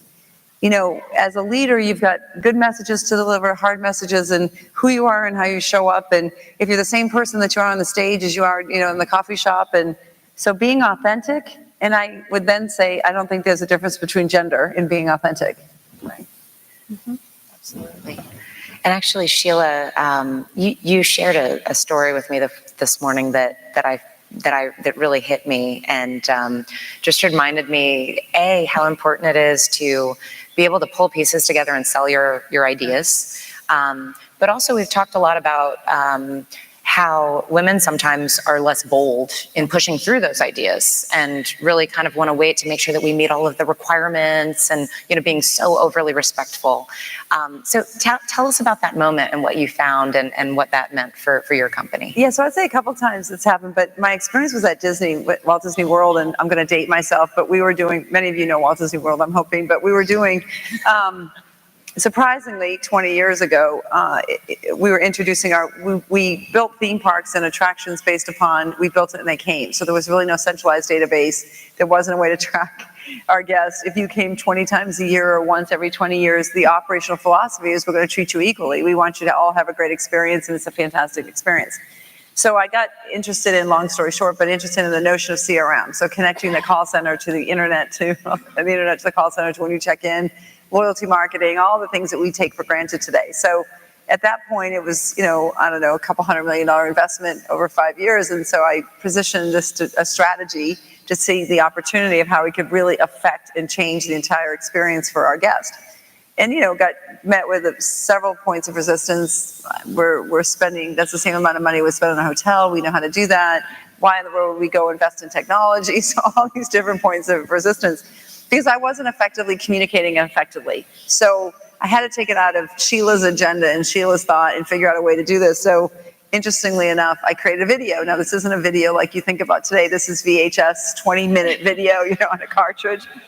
But I did it in the context, I don't know why, but I decided the mad scientist would go around the theme park and talk about all the opportunities, a white coat, lab coat, and just find all these different opportunities. And after the video, I was asked, how much do you want for this initiative? So a couple things I learned during that, and oh, by the way, we want you to run it. A couple things is, one, when you have a good idea and you met with the resistance, keep at it. Keep at it. If you believe it's the right thing to do for the company and you believe it's really right, figure out what you're doing in your messaging and communication and change it. keep at it and don't give up. The second is figure out the way that is the language that your audience will appreciate. Like if I came in and talk about, oh my God, but the efficiencies of the system and the technology and productivity and all these things that matter to me, they're looking at me like, well, fine, but in the grand scheme of things, we want to have an incredible experience that affects our guests. So you got to talk about things in the language of your audience, not in what you like. And I would say, and that audience changes. So if you're talking to executives or talking, in my case, to the Walt Disney World executives versus corporate, you got to figure out how you pivot your communication when you're trying to sell an incredible idea, take it out of your own personal agenda and make it simple and easy for them to understand the audience. Awesome. So Wanda, I want to ask you, have there been any mentors that have really been instrumental in your career that you have learned from? What has the impact of mentors had on you? I couldn't hear you. Mentors. Oh, Mentors. Yes. Oh, yes. So I've had a lot of mentors, both male and female, both military and civilian. And what I've found is if they believe in what you have to offer, they see something in you that perhaps you don't see. Believe what they say. Sometimes we get in our own way and we feel like we don't belong or we don't have something to offer. That's why I said believe in what you know that your experience has given you. Let those mentors provide that guidance and support that sometimes you can't do for yourself. Or find someone who is in the same career field. They're dealing with the same challenges. Perhaps you could combine forces to figure out, yes, we belong, we have something to offer, and we can get the job done too.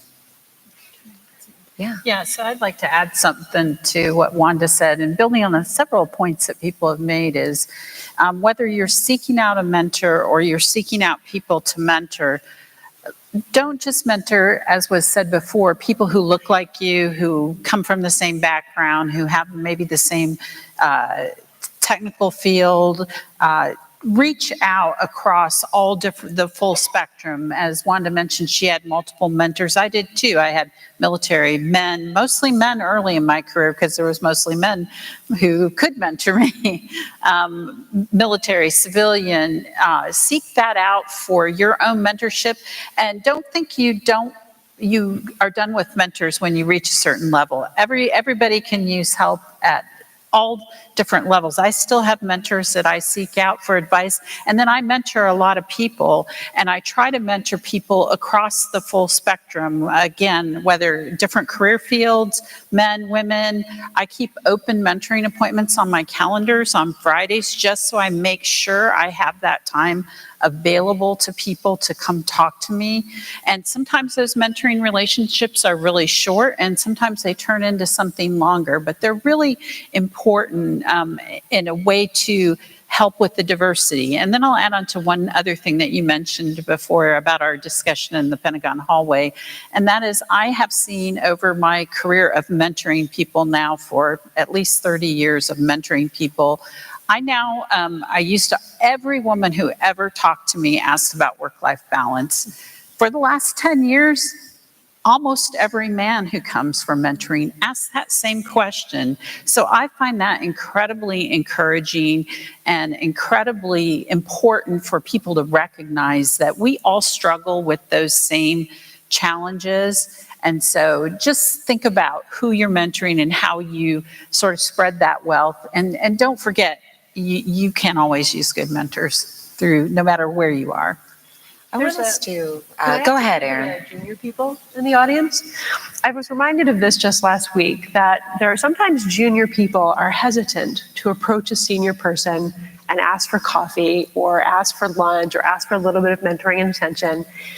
And one of the things you don't realize when you're a junior up and coming leader versus a more senior leader is that when you're junior, you think that senior leaders have this magic wand, right? That whatever they want to have happen, they just hit this wand and it magically happens. Sometimes we do. Sometimes we do.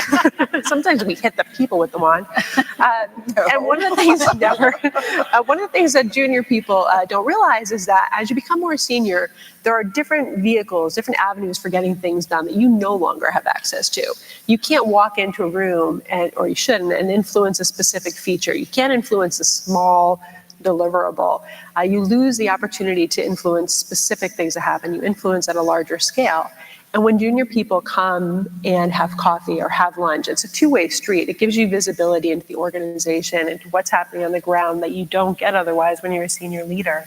And so I encourage junior people to understand this is a two-way street and come find that time for coffee and come ask for the lunches and come ask for the time. It's incredibly important.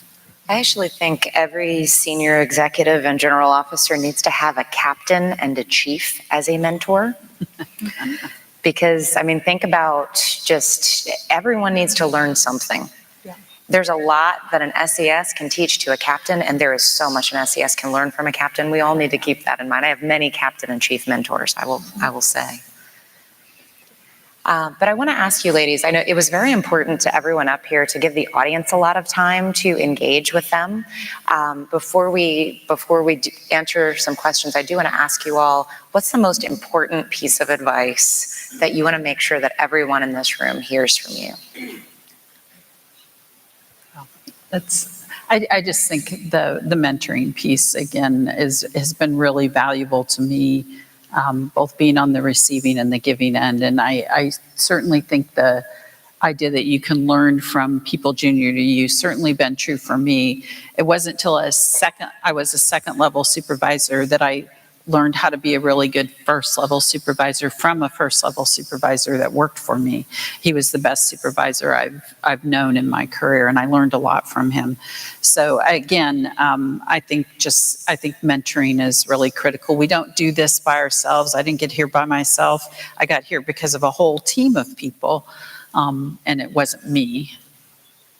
So I guess two things. One is I would say that we talked about mentoring, we talked about all that, but the reality is that we all hear the statement how important feedback is, and that feedback is a gift, and all that great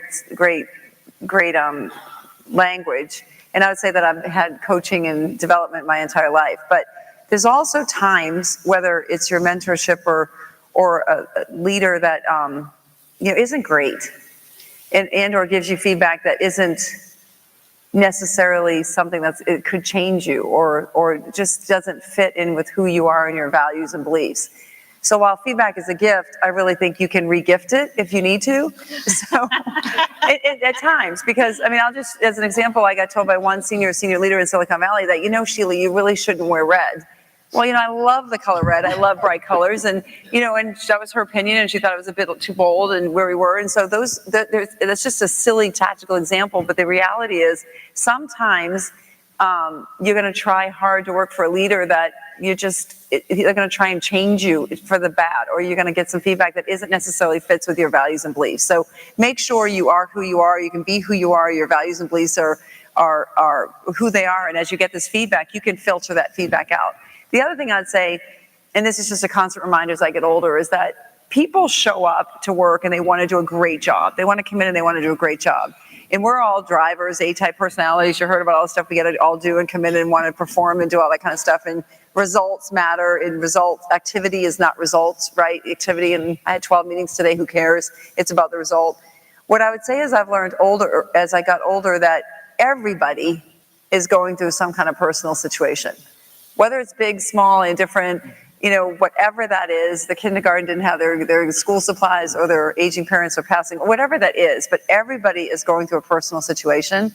So finding moments of time and moments of just, hi, how are you? How are things going? Or understanding what's going on in their other side of their other part of their life really, really, really matters.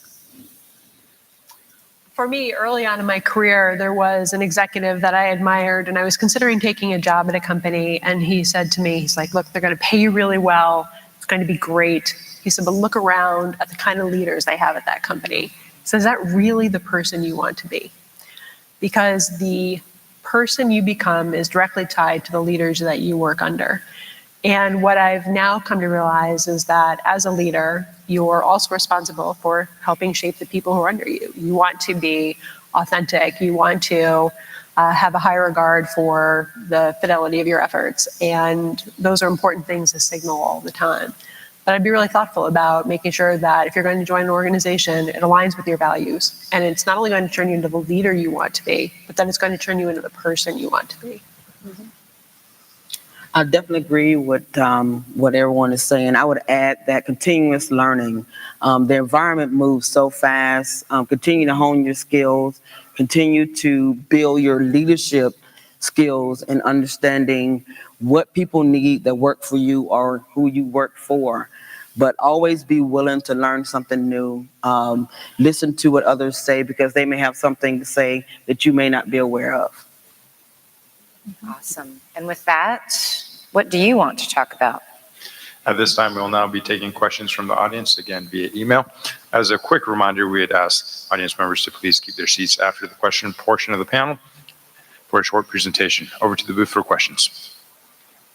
Good morning, panel. First question from the booth. Do you feel that you've had to be twice as good as your male counterparts to get the same recognition? If so, how have you dealt with those enormous expectations? I guess I'll start. I don't feel like I've had to be twice as good, but I feel like I've had to work harder to recognize, to get folks to recognize what I brought to the table. So competence is just so critical. So being very competent, being true to yourself, because competence in a lot of situations will get you that recognition. But again, I think I just felt like I had to work a little bit harder to get that competence and capability recognized. I didn't have to be twice as good. And having folks help me with that was really critical, which is why mentoring is so important to me, because I had people willing to take a chance on me and tell me things about myself that I didn't always recognize in myself, and put me in challenging situations that they knew I could succeed in, and then I did succeed in. And then that got me the recognition and the ability to move on. So go ahead. No, go ahead. I would say yes and no. And the reason I say yes, I definitely agree with what Susan is saying. But from the standpoint of the life balance, as a mother, you then have to ensure that you bring your A game, in the office. But then you also have to go home and ensure that your family is taken care of. So you're kind of working hard in both spaces. And so you have to really understand how much you can give at the office so you can reserve some of what you need to do at home. I don't do housework. No. Oh, I don't do that either. Yeah. I'm just talking about with the kids. Right, right, exactly. But I think that's an instructive point. Like, we all work very hard at our jobs. I think many of us are moms. I think it'd be hard finding press that any of us do housework. I mean, you can do one, two of three things, but you can't do three, right? So you pick your battles and you figure out where you're going to put that effort. So I'd answer the question, no, not twice as hard, but twice as smarter. And also figuring out, especially, and I hate to generalize, but for this answer, I'm going to generalize. For this work, being in technology and being in IT, in general, IT people aren't great communicators. We love getting the work done. Our heads are down and heads are down. Well, everyone's going to assume we get all this work done and all that. So one, we forget to communicate what we're working on and why and how, and just make sure the world knows what's happening. And I think that's doubly true for women.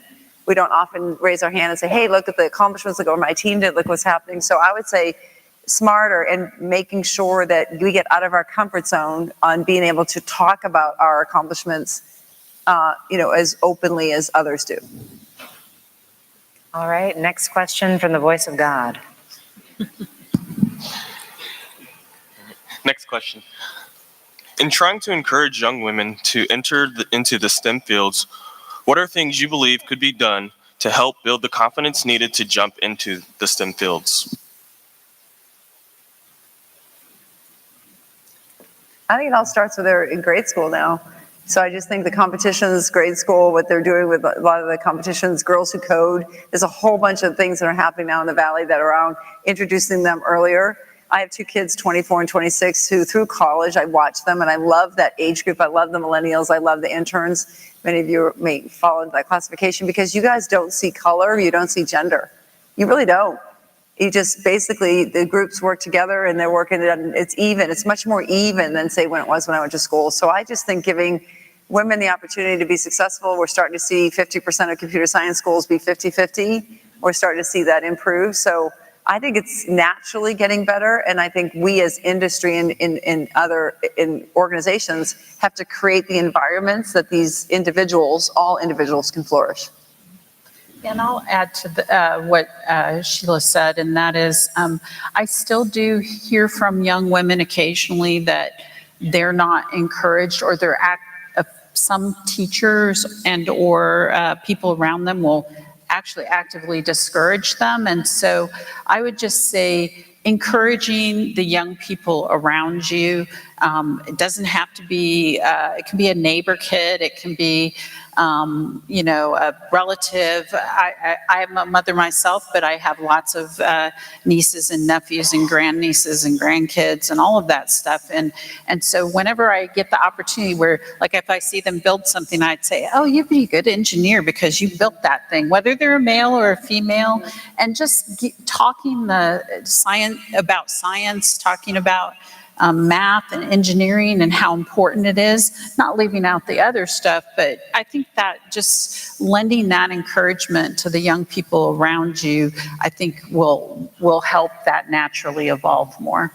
I see a lot of things naturally happening, not naturally, I mean through a lot of work, but coming together now with role models so that people can see, hey, that is for me, there's someone that looks like me there, and events that are designed around girls who code, Black girls who code, to say, look, here's a place, this is for you. There are other people that look just like you that are doing this.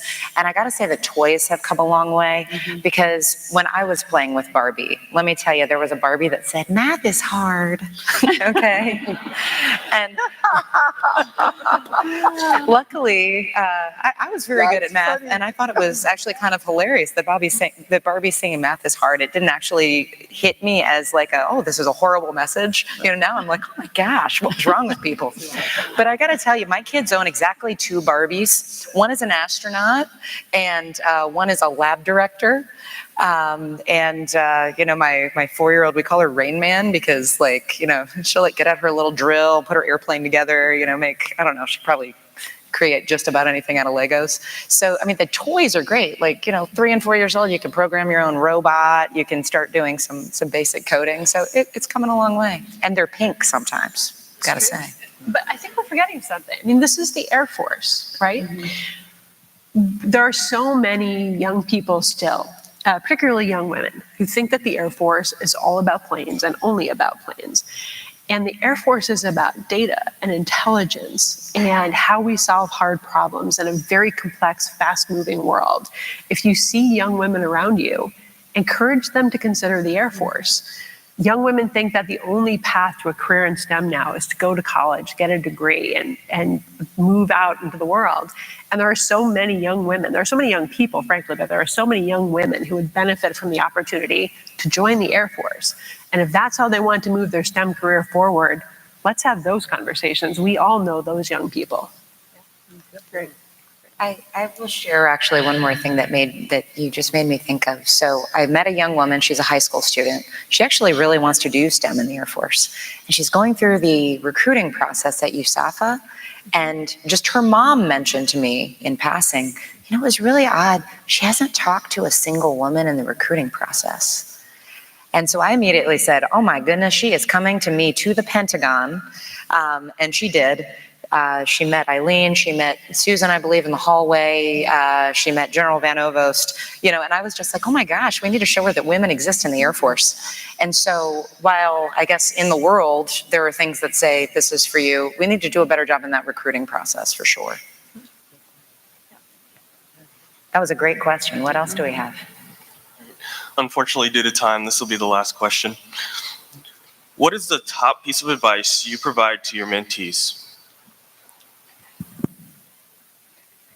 So I'll start. I start with grow where you're planted. And by that, I don't just mean that you just do your job and do it well, but you look for opportunities within that job to succeed and shine.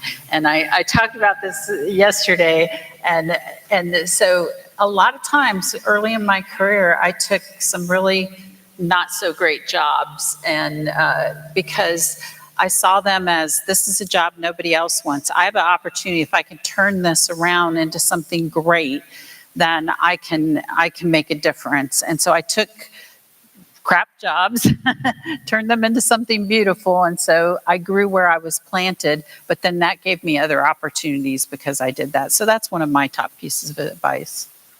Mine's going to sound a bit contradictory, but it's not. So it's be planful, but be available. You own your career. No one else does. Don't give away your career to your manager, to your boss, to your spouse, to anything else. You own your career. So be thoughtful about that. And I say 5 years is too long, 1 year is too short. But what, I always said, my entire career, I've always said, what do I want to do and what do I want to be in 3 years? And then you do your own SWOT analysis. Like, okay, if I want to be this, then what am I missing? What do I have? What are my gaps? Whatever. And then how do I go get those gaps filled? For example, if you want to be a CFO and you don't really like finance and budgeting, then go volunteer to be the treasurer at your church. Like, you can look for ways to augment your skills, not necessarily at work, but in really super safe environments. Surprisingly, may or may not. Surprisingly, I was terrified of speaking early in career, terrified. Well, at Cisco, you got to learn to be a good speaker because they have lights, camera, action. And so I would practice every night with I used the kids at first, and then of course they ran to their homework. So ran to their homework because they were like, really, you're going to see what you're saying, Mom. But so then I created that spare room and I set up all the stuffed animals and dolls and toys and all that. And they were my audience every night for an hour and a half. So learn what your skills and weaknesses are and practice those. But then I'd say be available, because there'll be times in your life, 4 or 5 times, maybe more, that somebody will tap you on the shoulder and see something in you that you don't see in yourself and see an opportunity. Do not say no right away. Think about it, because those points in time will transcend your career. So planful and available. If you want to deliver something big, you're going to have to collaborate. So go find the other 6 people who are interested in solving the same problem and figure out how to work with them to deliver a solution. And be ready, which sums up everything that they talked about. Like I said, you'll get that tap on the shoulder, and it may not be something you want to do, but do it because someone else knows what they have in store for you for the next opportunity. So I'll share that especially young folks definitely focus very much on being heavily competent and getting through and just knocking everything out. I think women especially really want to be perfect and really hit everything in the job jar, even sometimes when it doesn't make sense, especially in the military where we reinforce that we should still do things even when they don't make sense. And so I will challenge you to really look in your job jar, move beyond that competence to that collaboration, because your competence only goes so far if you are competent in a vacuum. You have to be competent across stovepipes and collaborate. And as Erin mentioned, reach across, find those other people that are passionate and make something happen. Don't wait for someone else to do it for you. Use your network. And when you're prioritizing your tasks, look at what are those things that are really going to move the needle for your boss, your boss's boss, your entire network, your Air Force, and prioritize toward those things, because the menial tasks can wait. Thank you, Ms. Jordan and panel members. All right, thank you all.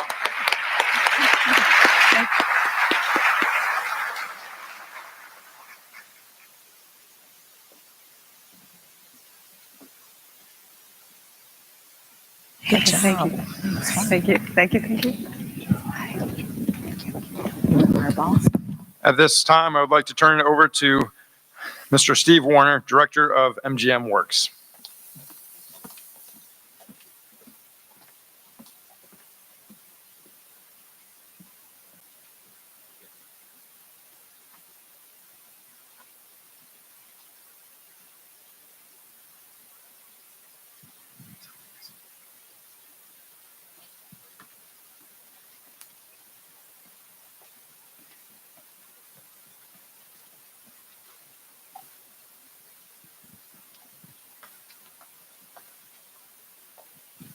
All right, good morning. It's my pleasure to introduce the MGM Works AFITC Coding Sprint team. This is actually half the team. Several have already gotten on the road to head back, but it was an outstanding effort this week. You heard from General Cotton and General Holmes mention it on Monday morning about a coding sprint team. These folks started on Sunday night. We kicked off then. They had less than 3 days to generate a software product, which is, we're going to present it today as a virtual product. which is a product that's useful to an Air Force application that's been done. They have put together the ability to scrape data off the internet using a smart city, smart base concept. We call it smart community, combination of city and base, and they've successfully generated the product that we're going to present today. Let me show you a little bit about what it's about.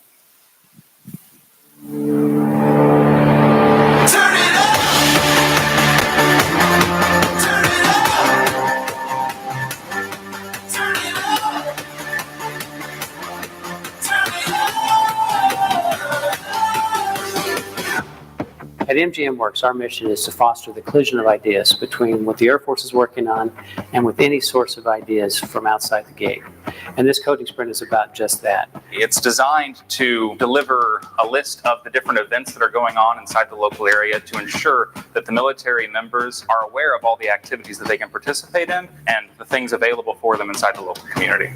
The scope of the project was centered around deriving information from a variety of local websites and exposing it to an Air Force application that'll both benefit the users that are reaching the system to find out about these events, as well as the local businesses that are hosting these events. The team's been able to accomplish that in the course of this event.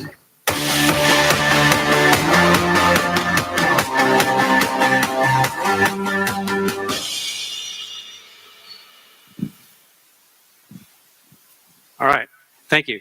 The product is a result of a collaborative effort by GIs and folks from industry. So this is a mix. It is a military civilian effort jointly done, and they've done outstanding. Not only be able to produce the product for an Air Force application, but we're forming partnerships here that will be useful for future collaboration, future coding sprints, things when we need to get something done quickly using fresh ideas in this collaborative fashion. So we feel it's been a great success. Didn't do it alone. These folks contributed their time as volunteers, but we also had sponsorship help from the likes of Red Hat, from eSolutions, the I-85 corridor, and of course Air University. So we thank our sponsors for helping out with that. At this point, I want to introduce Ms. Eileen Bedreen, the Air Force Chief Data Officer, to receive this virtual product on behalf of the Air Force. Well, thanks. I appreciate folks. I came in on Sunday afternoon, and the first thing I noticed, there was a coding sprint. And our last group said, find people who are passionate about what you do and seek collaboration. So yes, I was there on Sunday night, encouraging some of my colleagues to say, wow, let's go to the coding sprint. And people thought I was crazy. But I showed up, and the first thing I found out was they were doing a data science project. And of course, Team CDO was, my lean team was here, and we were saying, wow, this is great news. But I think the biggest story is the fact that this is a collaborative effort. It's about industry and Air Force working together to solve, beginning to solve the problem. So I look at this as the beginning of the next big step. We've heard pretty much every keynote speaker talk about data, data, data, data. Well, these folks are actually making data in action. And so I really appreciate all the work that you guys have done this week. And I encourage all of you to, next time there's a coding sprint, join these amazing opportunities. So thank you all.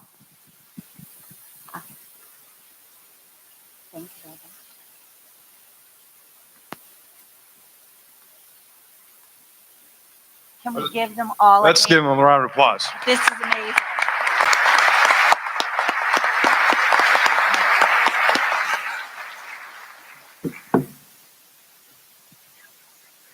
Thank you, ladies and gentlemen. Thank you, participants. At this time, you are released for a 10-minute break, followed by breakout sessions. Our next keynote speaker will be the Acting Secretary of the Air Force, the Honorable Matthew Donovan. Please be in your seats no later than 11:40. Thank you. Good. Steve. Wonderful dreams, some kind of sense.